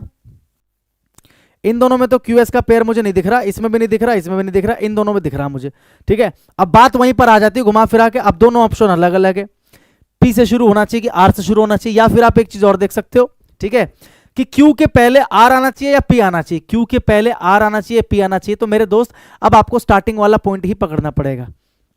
ये मैंने कहा ना अच्छे लेवल का क्वेश्चन है, यहां पर आपने सारे तिगड़म लगा लिए लेकिन फिर भी आपका आंसर नहीं आया, आप आके दो ऑप्शन में फंस गए, आप आके दो ऑप्शन में फंस गए, ठीक है। अब यहां पर जो होशियार बालक है ना वो थोड़ा सा पढ़ेंगे, अगर ध्यान से देखो, आराम से पढ़ो। The starting points of social criticism social criticism का जो स्टार्टिंग में पॉइंट्स होते, जो स्टार्टिंग पॉइंट्स होते हैं ना, मतलब जिनसे शुरू होता है, ये कैन बी वेरी डिफरेंट, वो बहुत अलग अलग हो सकते हैं। And the different forms of socialism never have a monopoly in social criticism. तो यहां पर आपको पढ़ के नहीं लग रहा कि इसके अंदर इंट्रोडक्शन की बात हो रही है? बताइए, यहां पर बताया है कि द स्टार्टिंग पॉइंट्स, किसके स्टार्टिंग पॉइंट? सोशल क्रिटिसिज्म के। और यहां पर पढ़ना the starting point can B, सीधा पॉइंट के बाद वर्ब लगा दिया कि जो स्टार्टिंग पॉइंट है, तो कौन सा स्टार्टिंग पॉइंट, किसका स्टार्टिंग पॉइंट, किस स्टार्टिंग पॉइंट की बात हो रही है? लेकिन यहां पर क्लियरली मेंशन्ड है कि भैया द स्टार्टिंग पॉइंट्स, किसके स्टार्टिंग पॉइंट? सोशल क्रिटिसिज्म के स्टार्टिंग पॉइंट्स। यानी कि यहां पर स्टार्टिंग पॉइंट्स किसके हैं उसकी बात की जा रही है। तो पहले आर को लगाओगे, उसके बाद ही आप पी को लगा पाओगे। दोस्त बोलो हाँ कि ना? यानी कि आर और पी मुझे इसमें दिख रहा है, तो यानी कि ये मेरा आंसर हो जाएगा। अब बोलो कितनों को आई बात, कितनों को नहीं आई बात समझ में? मुश्किल से मुश्किल क्वेश्चन को तोड़ना हमारा काम है ना, उसको सॉल्व करना हमारा काम है। समझ में आया मैंने क्या बोला? भैया यहां पर क्या बोला? The starting points of social criticism, कि सोशल क्रिटिसिज्म के जो स्टार्टिंग के पॉइंट्स होते हैं कैन बी वेरी डिफरेंट, वो बहुत अलग अलग हो सकते हैं। तो एक इंट्रोडक्शन मिल रहा है मुझे पता स्टार्टिंग पॉइंट्स किसके? सोशल क्रिटिसिज्म की बात हो रही है। यहां पर सीधा बोला the starting point can be the experience. तो कौन सी स्टार्टिंग पॉइंट? अगर आप सीधा इससे शुरू करोगे, मान के चलो पैसेज को, the starting point can be the experience, तो पढ़ने वाले के मन में आएगा ना स्टार्टिंग पॉइंट कैन बी, किसके स्टार्टिंग पॉइंट, कौन से स्टार्टिंग पॉइंट? लेकिन यहां पर क्लियरली लिखा है कि कौन से स्टार्टिंग पॉइंट, यानी कि this is the intro part, यानी कि पहले क्या आ जाएगा? आर आ जाएगा। समझ गए? बोलो हाँ कि ना? चलिए बहुत बढ़िया। अगला क्वेश्चन आपके सामने ये रहा, जल्दी से करो भाई, आ जाओ। आसान क्वेश्चन है, टाइम नहीं लगना चाहिए। For what we need people who possess not only high skill but also but high values. Option देखो ना एक बार, पी आर आर एस, यानी कि क्यू से शुरू नहीं हो सकता, वैसे भी सो से शुरू हो रहा है तो नहीं हो सकता। फोर से, क्या फोर से शुरू हो सकता है क्या? अच्छा पढ़ो एक बार। फॉर व्हाट, जिसके लिए, फॉर व्हाट का मतलब जिसके लिए, तो किसके लिए? अगर मैं सीधा किसी सेंटेंस को शुरू कर रहा हूं कि जिसके लिए वी नीड, हमें आवश्यकता ऐसे लोगों की जिनके पास हाई स्किल्स हो और हाई वैल्यूज भी हो, तो किसके लिए? यहां लिखा है इस चीज के लिए हमें आवश्यकता है, तो किस चीज के लिए आवश्यकता है? तो पी से शुरू तो नहीं करोगे ना, इतना तो आपने सीख लिया, पढ़ लिया, इतना तो आपने। आर को पढ़ते हैं। When we talk of investing in education, जब हम एजुकेशन में इन्वेस्ट करने की बात करते हैं, जब हम एजुकेशन में इन्वेस्ट करने की बात करते हैं, a question arises, एक क्वेश्चन खड़ा होता है वहां पर, as to what kind of education needs to be given to the youngsters, कि यंगस्टर्स को किस टाइप का एजुकेशन हमें देना चाहिए। जब हम एजुकेशन में इन्वेस्ट करने की बात करते हैं तो एक सवाल खड़ा होता है कि आज के यंगस्टर्स को हमें किस टाइप का जो एजुकेशन है वो देना चाहिए। तो क्या ये इंट्रोडक्शन हो सकता है? बिल्कुल हो सकता है। इसको पढ़ लेते हैं एक बार। Our aim is to evolve not only an affluent society, हमारा लक्ष्य ये है कि हम केवल एक अमीर सोसाइटी ना क्रिएट करें, ऐसी सोसाइटी जहां पर सभी अमीर लोग रहते हैं, बल्कि एन इगैलिटेरियन, जहां पर समानता हो, जस्ट न्याय हो, ह्यूमेन मानवता हो, एंड कंपैशनेट सोसाइटी। हमारा लक्ष्य केवल एक एफ्लुएंट सोसाइटी बनाना नहीं है, बल्कि हमारा लक्ष्य है ये सारी चीजें सोसाइटी में स्थापित करना। तो ये किस चीज का लक्ष्य है? ये किस चीज का लक्ष्य है? ये लक्ष्य है एजुकेशन का। ठीक है, अब जरा इस वाले पार्ट को पढ़ो। For what we need people who possess not only high skills but high values as well. अब एक बात बताओ, इंट्रोडक्शन आपको पता है पी नहीं हो सकता क्योंकि फॉर व्हाट लिखा है तो पी वाला कट गया। क्यों नहीं हो सकता? क्यों नहीं हो सकता? बच्चे आपके आर और एस। तो इन दोनों के अंदर अगर मैं आपको बोलूं कि पहले आपको स्टार्ट करना है, तो आप क्या स्टार्ट करोगे दोस्त मेरे? बताइए। इसके अंदर आप ये बोल रहे हो ना कि एजुकेशन में इन्वेस्ट करने का मतलब है कि एक क्वेश्चन वहां पे खड़ा होता है कि हमें अपने यूथ को कैसे शिक्षा देनी है, तो पहले यही आएगा, ये इंट्रोडक्शन है। मेरी बात समझ में आ रही है? बोलो हाँ कि ना? फिर भी अगर आपको लगता है कि नहीं सर हमें तो एस भी लग रहा है, हमें तो क्या लग रहा है? एस भी लग रहा है, तो एक काम करते हैं, थोड़ा सा पढ़ के ना हम क्या करते हैं ना, पेयर बनाने की कोशिश करते हैं, क्योंकि पेयर वाला तरीका अपना सुपर हिट है। पेयर बनाने की कोशिश करते हैं, आ जाइए। So the need of the our is not only skill based education but also value inspired and value based education. अब एक बात बताइए मेरे दोस्त, यहां पर क्या लिखा है? जिसके लिए हमें आवश्यकता है, तो किसके लिए आवश्यकता है? एक चीज बताओ, जब हम एजुकेशन की बात करते हैं इन्वेस्ट करने की, तो उसका मतलब है कि कैसी एजुकेशन हमें देनी चाहिए, क्योंकि हमारा लक्ष्य ये है, हमारा लक्ष्य ये है कि हमें ऐसी सोसाइटी बनानी है। और इन्हीं चीजों के लिए तो हमें आवश्यकता है ऐसे लोगों की जिनके पास केवल हाई स्किल्स ना हो बल्कि हाई वैल्यूज भी हो। क्योंकि अगर केवल हाई स्किल होगा तो लोग केवल अमीर बन सकते हैं अपने स्किल के बलबूते, लेकिन अगर उनकी वैल्यूज भी हाई होगी तो ही ना ये वाला समाज बनेगा। यानी कि ये हमारा एम है। देखो मेरी बात को समझो, ये हमारा एम है, और इसी एम के लिए, तो ये जो के लिए लिखा है किसके लिए लिखा है? इसी एम को अचीव करने के लिए। बोलो हाँ कि ना? ये जो के लिए लिखा है ये किसके लिए लिखा है, इसी एम को अचीव करने के लिए। मेरी बात को समझ पा रहे हो? यानी कि अगर आप पेयर बनाने की कोशिश करोगे तो एस और पी का पेयर बन जाएगा, तो एस और पी का पेयर, लेकिन एस से शुरू नहीं करना क्योंकि एस तो हमारा इंट्रो वाला पार्ट नहीं है, आर से शुरू करना है हमें। तो एस और पी वाला पेयर इसमें बन रहा है। इसमें देखो कितना एग्जामिनर किस हद तक जाके आपको परेशान कर सकता है ना, किस हद तक जाके आपको परेशान कर सकता है। एसपी इसमें भी आ रहा है, एसपी इसमें भी आ रहा है, आर से भी शुरू है, आर से भी शुरू है। अब आपको ये पता है ना कि भाई जो क्यू है, देखो यहाँ पर आर के जस्ट बाद क्यू दे रखा है, तो ये तो पॉसिबल नहीं है। बोलो क्यों? क्योंकि यहाँ पर क्या बोला है कि हमें ये पता करना पड़ेगा कि हमें अपने यूथ को किस टाइप की एजुकेशन देनी। तो पहले तो इसमें एक सवाल खड़ा किया गया, इसमें एक सवाल खड़ा किया गया कि किस टाइप की एजुकेशन देनी है, और डायरेक्ट बोल रहा है इसीलिए हमें आवश्यकता है। तो पहले सवाल खड़ा किया, फिर बताया कि ये सवाल क्यों आता है, क्योंकि हमारा ये लक्ष्य है, इस लक्ष्य को प्राप्त करने के लिए हमें ये करना पड़ेगा, और ऐसा तभी होगा, और इसलिए हमें आवश्यकता किस चीज की, skill based education but also value inspired education. यानी कि कहने का मतलब है पी के आर के जस्ट बाद ये नहीं आएगा, ये हमारा लास्ट वाला पॉइंट है दोस्त। कौन सा पॉइंट है? ये लास्ट वाला पॉइंट है, क्योंकि ये इसके अंदर सीधा कंक्लूजन की बात हो रही है। 100 वाले पार्ट के अंदर किसकी बात हो रही है मेरे दोस्त? कंक्लूजन की बात हो रही है। बोलो हाँ कि ना, बोलो हाँ कि ना। समझ गए? आप में से ऑलमोस्ट बच्चों का आंसर ठीक था, ऑलमोस्ट बच्चों का आंसर ठीक था, कुछ का गलत था, बाकियों का ठीक था। Option D is the correct answer. समझ गए बात को? अगर आपने इसको कर दिया तो बहुत अच्छी बात है, यानी कि आप एक अच्छे लेवल का क्वेश्चन किए हो भाई। ठीक है, अगला करो जल्दी से। हो गया भाई? हो गया? चलो आ जाओ। सबसे पहले ऑप्शन को देखो, पी और क्यू, दो ही ऑप्शन दिख रहे हैं, पी और क्यू, पी और क्यू। अब एक बात आओ, पी में क्या लिखा है? एज अ रिजल्ट, यानी कि परिणाम स्वरूप। तो किसके परिणाम स्वरूप? सीधा शुरू में लिख दोगे क्या? परिणाम स्वरूप, एज अ रिजल्ट। पहले कुछ बात करोगे कि भाई ऐसा ऐसा है, ऐसा ऐसा नहीं है, और परिणाम स्वरूप, तो परिणाम स्वरूप पहले तो लिखोगे नहीं।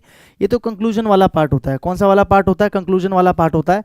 तो मैं वैसे भी आंसर लगा सकता हूँ, जो दो ऑप्शन बचे हैं ना, इन दोनों में पी जो है ना यहाँ पर है, कंक्लूजन वाला पार्ट लास्ट में होना चाहिए, तो मैं वैसे भी आंसर लगा सकता हूँ। लगा सकता हूँ कि नहीं लगा सकता हूँ?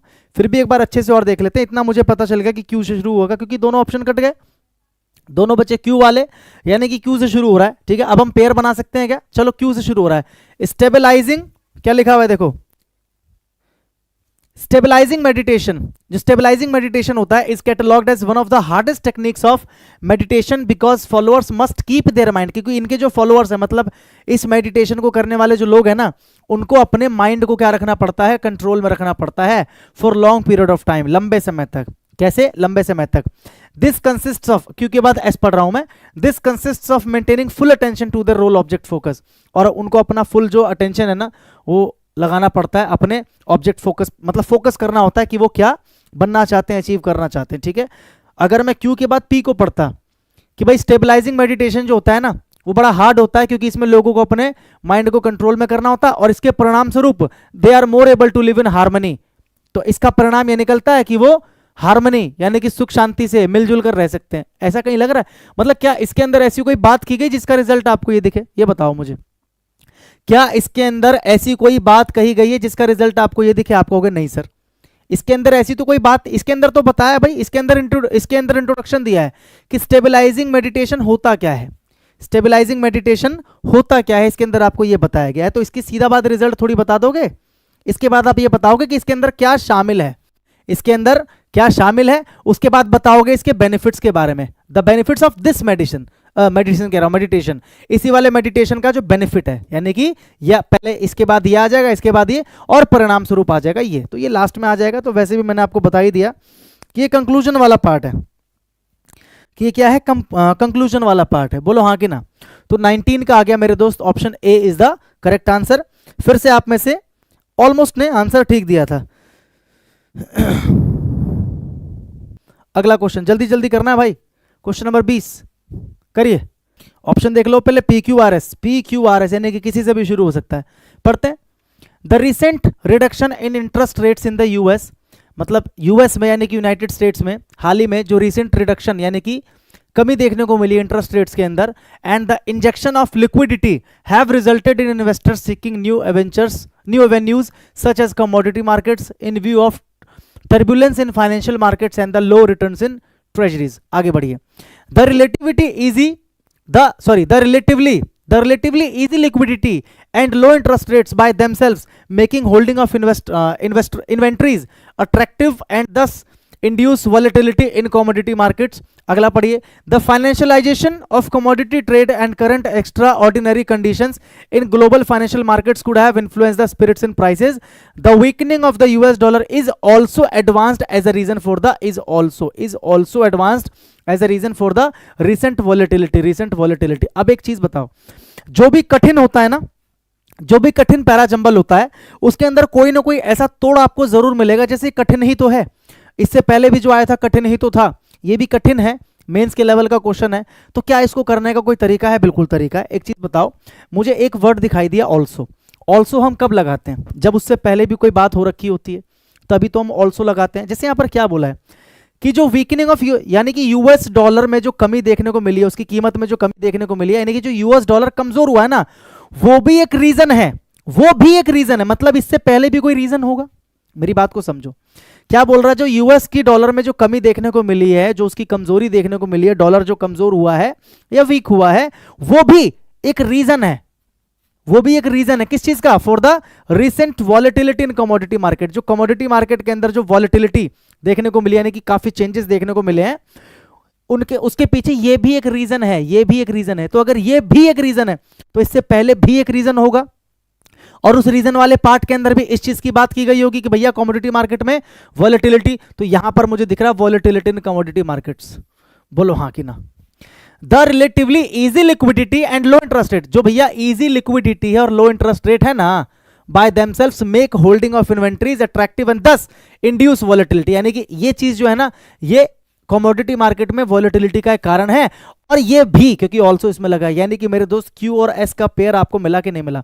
पहले ये आना चाहिए, फिर ये आना चाहिए। तो क्यू एस मुझे यहां पर दिख रहा है, यहां पर मुझे नहीं दिख रहा है, यहां पर मुझे एस क्यू दिख रहा है, यहां पर भी मुझे क्यू एस दिख रहा है, यहां पर भी मुझे क्यू एस दिख रहा है। लेकिन मेरे दोस्त एक बात बताओ, क्या एस से कोई सेंटेंस शुरू होगा? आपको सर एस से तो वैसे भी नहीं होगा, तो एस वाला कट गया, क्योंकि तो ऑल्सो वाला पार्ट है ना, ये ऑल्सो वाला पार्ट है, मतलब इससे पहले क्यू आना चाहिए। तो आपको क्यू और एस का पेयर तो दिख गया, और क्यू एस मुझे तीन जगह दिख रहे हैं। मुझे क्यू एस मुझे जो है ना 3 जगह दिख रहे हैं। अब सवाल यह आता है कि इसमें आपका आंसर क्या होगा? ऐसे क्वेश्चंस को करने में मजा आता है, कम से कम आप ये तो देख पा रहे हो कि हाँ करना किस तरीके से है, ठीक है। अब एक बात आओ, मैं आपसे अगर पूछूं यहां पर देखो पी क्यू आर, इन तीनों में से इन तीनों में से स्टार्टिंग पॉइंट कौन सा हो सकता है? तो आपका आंसर क्या होगा? क्या आप स्टार्टिंग पॉइंट पता कर सकते हो? क्योंकि इसमें तो और कोई तरीका है नहीं, पेयर आपने जितना बनाना था आपने पेयर बना लिया। क्या आप इसमें स्टार्टिंग पॉइंट पता कर सकते हो? पी क्यू आर में से अगर स्टार्टिंग पॉइंट पता कर लिया तो आपका आंसर आ गया। स्टार्टिंग पॉइंट, आइए पी को पढ़िए। The recent reduction in interest rate, जो इंटरेस्ट रेट में अभी हाल फिलहाल में रिडक्शन देखने को मिली। देखो एक बात हो, यहां पर ये बोला है ना कि लो इंटरेस्ट जो है ना इस चीज का कारण है, तो यहां पर बताया कि लो इंटरेस्ट किसी चीज का कारण बना, और यहां पर क्या बताया? The recent reduction in interest rates in the US and the injection of liquidity have resulted in investors. यहां पर ये बताया कि भाई जो रिसेंट रिडक्शन है इंटरेस्ट रेट्स के अंदर इन द यूएस में, ये इस चीज का कारण बना है। इस चीज का क्या बना है? कारण बना है, यानी कि यहां पर उस चीज को इंट्रोड्यूस किया गया है। बोलो हाँ कि ना? यहां पर इस चीज को इंट्रोड्यूस किया गया कि the recent reduction in the interest rates in the US and the injection of liquidity have resulted, ये कि इसका परिणाम क्या निकला? इन इन्वेस्टर्स सीकिंग न्यू एवेन्यूज, कि जो भैया इन्वेस्टर्स है ना वो नए नए एवेन्यूज जो है ना वो अब उसमें घुस रहे हैं। As commodity markets in view of turbulence in financial markets as the low returns in treasuries, क्योंकि जो कमोडिटी मार्केट है वो तो वैसे भी क्या है? बिगड़ा हुआ है। यानी कि मैं कह सकता हूं कि पी से मुझे एक इंट्रोडक्शन मिल रहा है। क्यू को पढ़ते हैं। The relatively easy liquidity, relatively अगर आ रहा है, रिलेटिवली का मतलब क्या है? किसी से रिलेट किया जा रहा है इसको।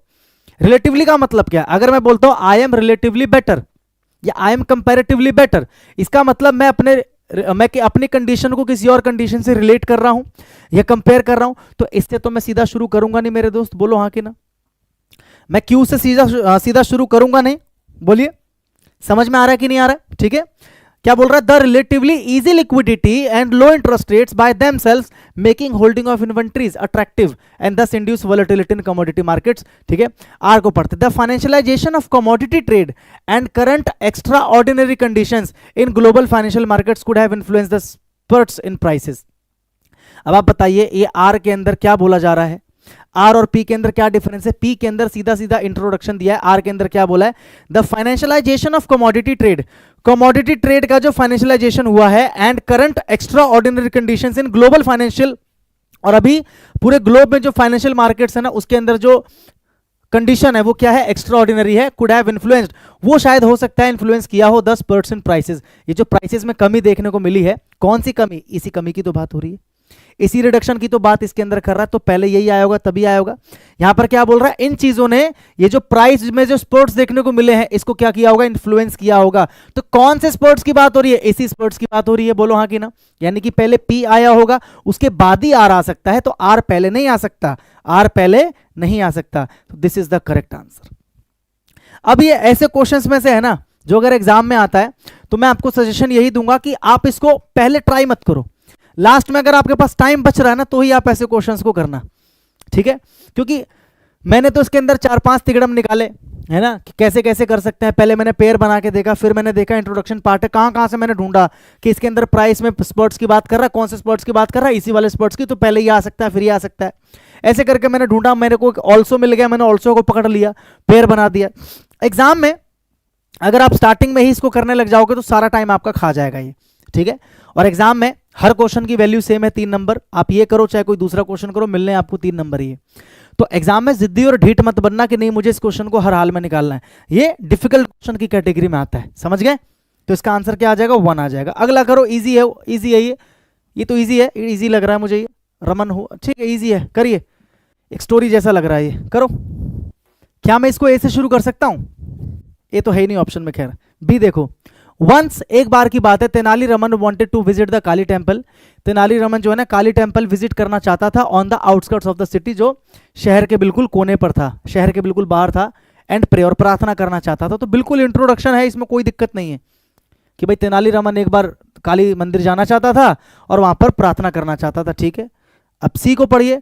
It was quite dark by the time Tenali reach the temple, मतलब जब तक तेनाली टेम्पल पहुंचा तो बहुत अंधेरा हो चुका। तो भाई पहले इच्छा बता रहे हैं कि वो जाना चाहता था, प्रे करना चाहता था, और यहां सीधा बोल रहा है कि जब तक वो मंदिर पहुंचा अंधेरा हो चुका। तो पहले उसकी इच्छा बताएगा, उसके बाद ही ये वाला पार्ट आएगा। सी से शुरू तो नहीं करोगे भाई, पहले तो यही हो रहा है ना कि वो चाहता था जाना, और इसमें क्या बोला सीधा? जब तक वो पहुंचा। तो यहां सीधा पहुंच गया, यहां क्या बोल रहा है? चाहता था। तो सी नहीं आएगा, डी पढ़ते हैं एक बार। Raman who was dazzled, Raman देखो यहां पर तेनाली रमन और यहां पर शॉर्ट में रमन। तो किसी भी वर्ड का फुल फॉर्म जो होता है ना शॉर्ट फॉर्म से पहले आता है। ये भी बताया था मैंने आपको, एक ट्रिक याद है आपको? तो ये भी ट्रिक आप लगा के वैसे कर सकते हो कि आपको पता है डी से शुरू नहीं कर सकते। तो ये तो पता लग गया कि बी से शुरू है, इंट्रोडक्शन है बी के अंदर। अब आपको ये देखना है कि बी के बाद सी आएगा या ए आएगा। आओ। Once Tenali Raman wanted to visit the Kali temple on the outskirts of the city and pray, it was quite dark by the time Tenali reach the temple, जब तक वो टेम्पल पहुंचा बहुत अंधेरा हो चुका था। प्रोस्ट्रेटेड बिफोर द गॉडेस, भगवान के सामने वो झुककर दंडवत प्रणाम किया। एंड विद आईज क्लोज्ड, आंखें बंद करके started praying to mother Kali, Kali माता से प्रार्थना करने लग गया। Raman who was dazzled to see mother Kali in all her glory, Raman जो था चौंक गया काली माता को देखकर। देखो यहां पर बोला है, अब आपको पता है यहां पर क्या बोला है? यहां पर बोला है कि आंखें बंद करके प्रार्थना कर रहा है, और उसके बाद अचानक बोल दिया कि काली माता को देखकर चौंक गया। तो ये नहीं, सच वॉज इज डिवोशन, उसका ऐसा डिवोशन था दैट काली माँ अपीयर्ड बिफोर हिम। यहां पर क्या बोला? काली माता उसके सामने प्रकट हो गई।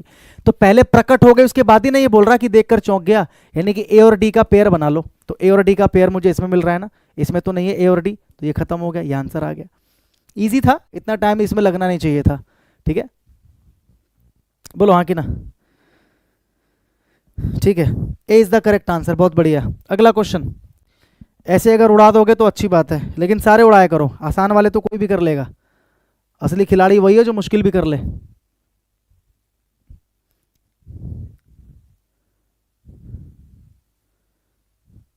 अरे तो डायरेक्ट आंसर मार सकता हूं मैं। डायरेक्ट आंसर कैसे?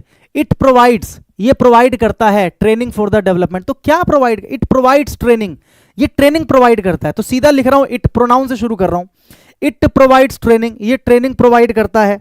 तो क्या ट्रेनिंग प्रोवाइड करता है? For the development of oral and oral skills and is great supplement. It भाई अब पहले मैं किसी चीज की बात करूंगा तभी ना बोलूंगा कि भाई और ये प्रोवाइड करता है। तो कौन सी चीज है वो जो प्रोवाइड करती है? यानी कि ए से शुरू नहीं करना है आपको। Technology is growing very fast day by day, technology दिन प्रतिदिन बहुत तेजी से बढ़ रही है। And is contributing a lot, और बहुत कंट्रीब्यूट कर रही है इंप्रूविंग कम्युनिकेशन स्किल्स, लोगों की कम्युनिकेशन स्किल्स को इंप्रूव करने में अपना बहुत योगदान दे रही है। तो भाई इसी टेक्नोलॉजी के लिए हो सकता है ये इट लिखा हो, हाँ कि ना, तो यानी कि पहले बी आ सकता है। अब एक बार डी को देख लेते हैं। हाउएवर, क्या हाउएवर से शुरू करोगे? नहीं करोगे। हाउएवर तो क्या करता है, कॉन्ट्रास्ट को दिखाता है, तो सीधा हाउएवर से शुरू तो नहीं करोगे मेरे दोस्त। यानी कि दो ऑप्शन बचे आपके पास, एक और चार, एक और चार, ठीक है। अब एक बार निकालो क्या हो सकता है, बी के बाद ए, बी के बाद सी, इधर कह रहा है बी के बाद सी और इधर कह रहा है बी के बाद ए, तो बी के बाद सी आ सकता है क्या?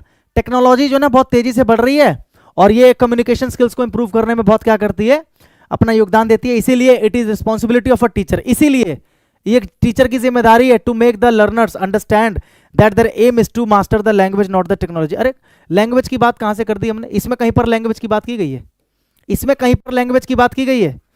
कम्युनिकेशन स्किल्स की बात की गई है। इसमें सीधा क्या बोला है, इसीलिए यहां पर पहले बता रहा है कि टेक्नोलॉजी बढ़ रही है, लोगों का कम्युनिकेशन स्किल जो है ना उसमें बहुत योगदान देता है ये टेक्नोलॉजी, और यहां सीधा बोल रहा है टीचर की जिम्मेदारी है कि लोगों को केवल लैंग्वेज के बारे में ना पढ़ा, केवल टेक्नोलॉजी के बारे में ना पढ़ाकर लैंग्वेज के बारे में पढ़ाए। तो कहीं पर अभी ये लैंग्वेज वगैरह की तो बात हुई ना है भाई। तो बी के बाद सी तो आएगा नहीं, बी के बाद ए आएगा, तो बी के बाद ए आ जाएगा, ए के बाद में डी और डी के बाद में आ जाएगा सी। ठीक है, समझ में आया? हाँ कि ना? आगे बढ़ जाए। देखो ना, इसमें लैंग्वेज की बात हो रही थी और उसी लैंग्वेज की कंटिन्यूटी यहाँ पर द लैंग्वेज, पहले यहाँ पर लैंग्वेज फिर द लैंग्वेज, यानी कि डी के बाद सी, तो डी और सी का पेयर इसमें था, देखो डी और सी, इसीलिए ये आंसर था। ऐसे भी कर सकते थे, पेयर बनाना तो बता ही रखा है। बोलो हाँ कि ना?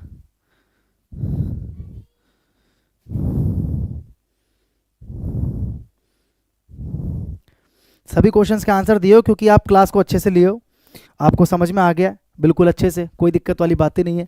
ओनली वोकेबलरी, हाँ यार मैं यूट्यूब पे स्टार्ट कर रहा हूँ बहुत जल्द, मैं यूट्यूब पे बहुत जल्द ना ओनली वोकेबलरी जो है ना मैं स्टार्ट कर रहा हूँ, जिसके अंदर मैं कंप्लीट वोकेबलरी पढ़ाऊँगा, वोकेबलरी कंप्लीट पढ़ाऊँगा उसके अंदर में, मतलब complete synonyms, एंटोनियम्स, one words, idioms, सब कुछ स्टार्ट कर रहा हूँ मैं। ठीक है, अगला क्वेश्चन करो आप, करो उसको जल्दी से। इसका आंसर आना चाहिए 5 तक गिनने से पहले। मैंने देख लिया क्या है क्वेश्चन, ये 1 2 3 4 और 5। कैसे कैसे क्यों बोल रहा हूं? सो तो सीधा सो से नहीं शुरू करना है, नाउ, अब इंफॉर्मेशन एरा में सीधा नाउ से, यानी कि सीधा नाउ से। नाउ कब बोलते हैं? नाउ का मतलब अब, तो ये हम तभी बोलते हैं जब हम तब की बात करते हैं, जब तब होता है तभी अब होता है, हम सीधा कभी नाउ से शुरू नहीं करते। अगर मान के चलो मैं ये बोलना कि आज की दुनिया में, तो इन टूडेज वर्ल्ड या आजकल, नाउ अ डेज, सीधा नाउ से शुरू तभी करते हैं जब ये बोला जाता है कि भाई पहले की बात की गई हो, और अगर उसके साथ में अब की बात कर रहे हैं तो ही हम नाउ की बात करते हैं। तो बी वाला भी नहीं आएगा, तो एक ही ऑप्शन बचा सी। फिर भी एक बार मैं समझा देता हूं, देखो सी जो है ना करेक्ट इंट्रोडक्शन है। You battle with your enemy by destroying the enemy's productive capacity. आप अपने दुश्मन से लड़ते हो अपने दुश्मन की जो प्रोडक्टिव कैपेसिटी है उसे नष्ट करके। ठीक है, which will be different depending upon the foundation of economy. Depend करता है कि आपके दुश्मन की जो इकोनॉमी है उसकी फाउंडेशन क्या है। अगर वो कृषि पर निर्भर करता है तो उसकी कृषि खत्म कर दो, अगर वो इंडस्ट्री पर निर्भर करता है उसकी इंडस्ट्रीज खत्म कर दो। अलग अलग टाइम में आपको पता है इकोनॉमी की फाउंडेशन अलग अलग होती है। अब यहां पर देखिए, सो इन द एग्रेरियन एरा, तो इसीलिए जो एग्रेरियन एरा था यानी कि जो कृषि का समय था, you destroy your enemies productive capacity by burning his crops. आप क्या कर सकते हो, अपने दुश्मन की क्रॉप्स, फसलों को जला सकते हो। ठीक है, but in the industrial era, लेकिन इंडस्ट्रियल एरा में ending productive capacity meant bombing of the factories that are located in cities and men. भाई इसका मतलब क्या है, इंडस्ट्रियल एरा में क्या है, आप फैक्ट्रीज में बॉम्ब लगा दो दुश्मन की फैक्ट्रीज में। और ना और आज के समय में, ये दोनों बात कर दी हमने पहले के समय की, एक हमने बात की कृषि के समय की, कृषि के बाद इंडस्ट्रियल एरा आया, उसके बाद आज के समय की। तो मैंने क्या बोला, नाउ तभी आता है जब एक पास्ट के इंसिडेंट के बारे में बात करता है और फिर कंपेयर करने के बोलता है और आज। तो आज क्या हो रहा है, आज ये हो रहा है। तो इंट्रोडक्शन आपको मिल गया था और लास्ट में आपको पता है नाउ वाला पार्ट आ जाएगा, क्योंकि देखो ये पास्ट वाला पार्ट है, ये पास्ट वाला पार्ट है, ये आज वाला पार्ट है, तो ये लास्ट में आ जाएगा। तो वैसे भी आंसर आपका ऑप्शन सी आ जाएगा, इसलिए मैंने कहा था 5 सेकंड में। Next question, it involves making having volitive courage. Option क्या है भाई? चलो आसान है, इसका आंसर आना चाहिए 15-20 तक गिनने से पहले। 1 2 3 4 5, मेरे पास क्लॉक नहीं है ना, 6 7 8 9 10 11 12 13 14 15 16 17 18 19 20। चलो देखो आगे हो गया। सीधा ए से शुरू करना है क्या? नहीं, क्या लिखा? इट इन्वॉल्व्स, मतलब इसमें शामिल है। तो किसमें शामिल है? It involves making sound and something difficult decision. इसमें शामिल है कि भैया आप कुछ डिफिकल्ट डिसीजन बनाओ। तो ए से शुरू नहीं करना है। बी को देख लो एक बार। Having the quality of courage means, मतलब करेज की जो क्वालिटी है उसके होने का क्या मतलब होता है कि one is willing to take risk, कि आप रिस्क ले सको फॉर अचीवमेंट्स ऑफ गोल्स। तो हो सकता है ये स्टार्टिंग पॉइंट, कोई दिक्कत नहीं। इसमें बताया गया कि भैया करेज होने का क्या मतलब है। अब आगे देखिए, leadership is the ability of an individual to influence and guide followers. Leadership का मतलब होता है ऐसी योग्यता जिसकी वजह से आप दूसरों को क्या कर सको? इन्फ्लुएंस कर सको और गाइड कर सको। तो इससे अच्छा इंट्रोडक्शन तो ये मिल रहा है मुझे, इससे अच्छा इंट्रोडक्शन ये मिल रहा है। इसको पढ़ो। One of the most important qualities of a good leader is करेज। और एक अच्छे लीडर की बहुत सारी क्वालिटीज, उनमें से क्वालिटी क्या है? करेज। अब इसी करेज को आगे डिफाइन किया है, देखो करेज। देखो पहले बोला कि किसी भी लीडर की बहुत सारी क्वालिटीज में से एक क्वालिटी होती है करेज, और हैविंग द क्वालिटी ऑफ करेज, और यही वाली क्वालिटी अब इसी को यहां पर डिस्क्राइब कर रहा है कि भाई करेज का क्या मतलब है। नहीं समझे? यहां पर बोला कि करेज होना चाहिए और यहां पर बोल रहा है कि करेज का क्या मतलब है। तो मुझे पेयर मिल गया डी और बी का। तो डी और बी का पेयर किसमें है? इसमें डी और बी साथ में नहीं है, इसमें भी डी और बी साथ में नहीं है, उल्टा दे रखा है। इसमें डी और बी साथ में, तो this is the correct answer. ये खत्म हो गया, खत्म हो गया, आंसर मेरा आ गया, मुझे कोई दिक्कत नहीं है। सी से शुरू कर रहे हैं और उसके बाद डी और बी का पेयर मैंने बना लिया। बोलो हाँ कि ना? ठीक है,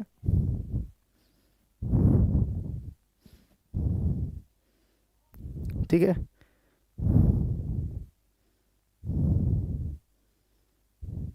हो गया, आंसर आ गया? बोलो हाँ कि ना? अगला क्वेश्चन, और पैराजंबल की क्लास का लास्ट क्वेश्चन।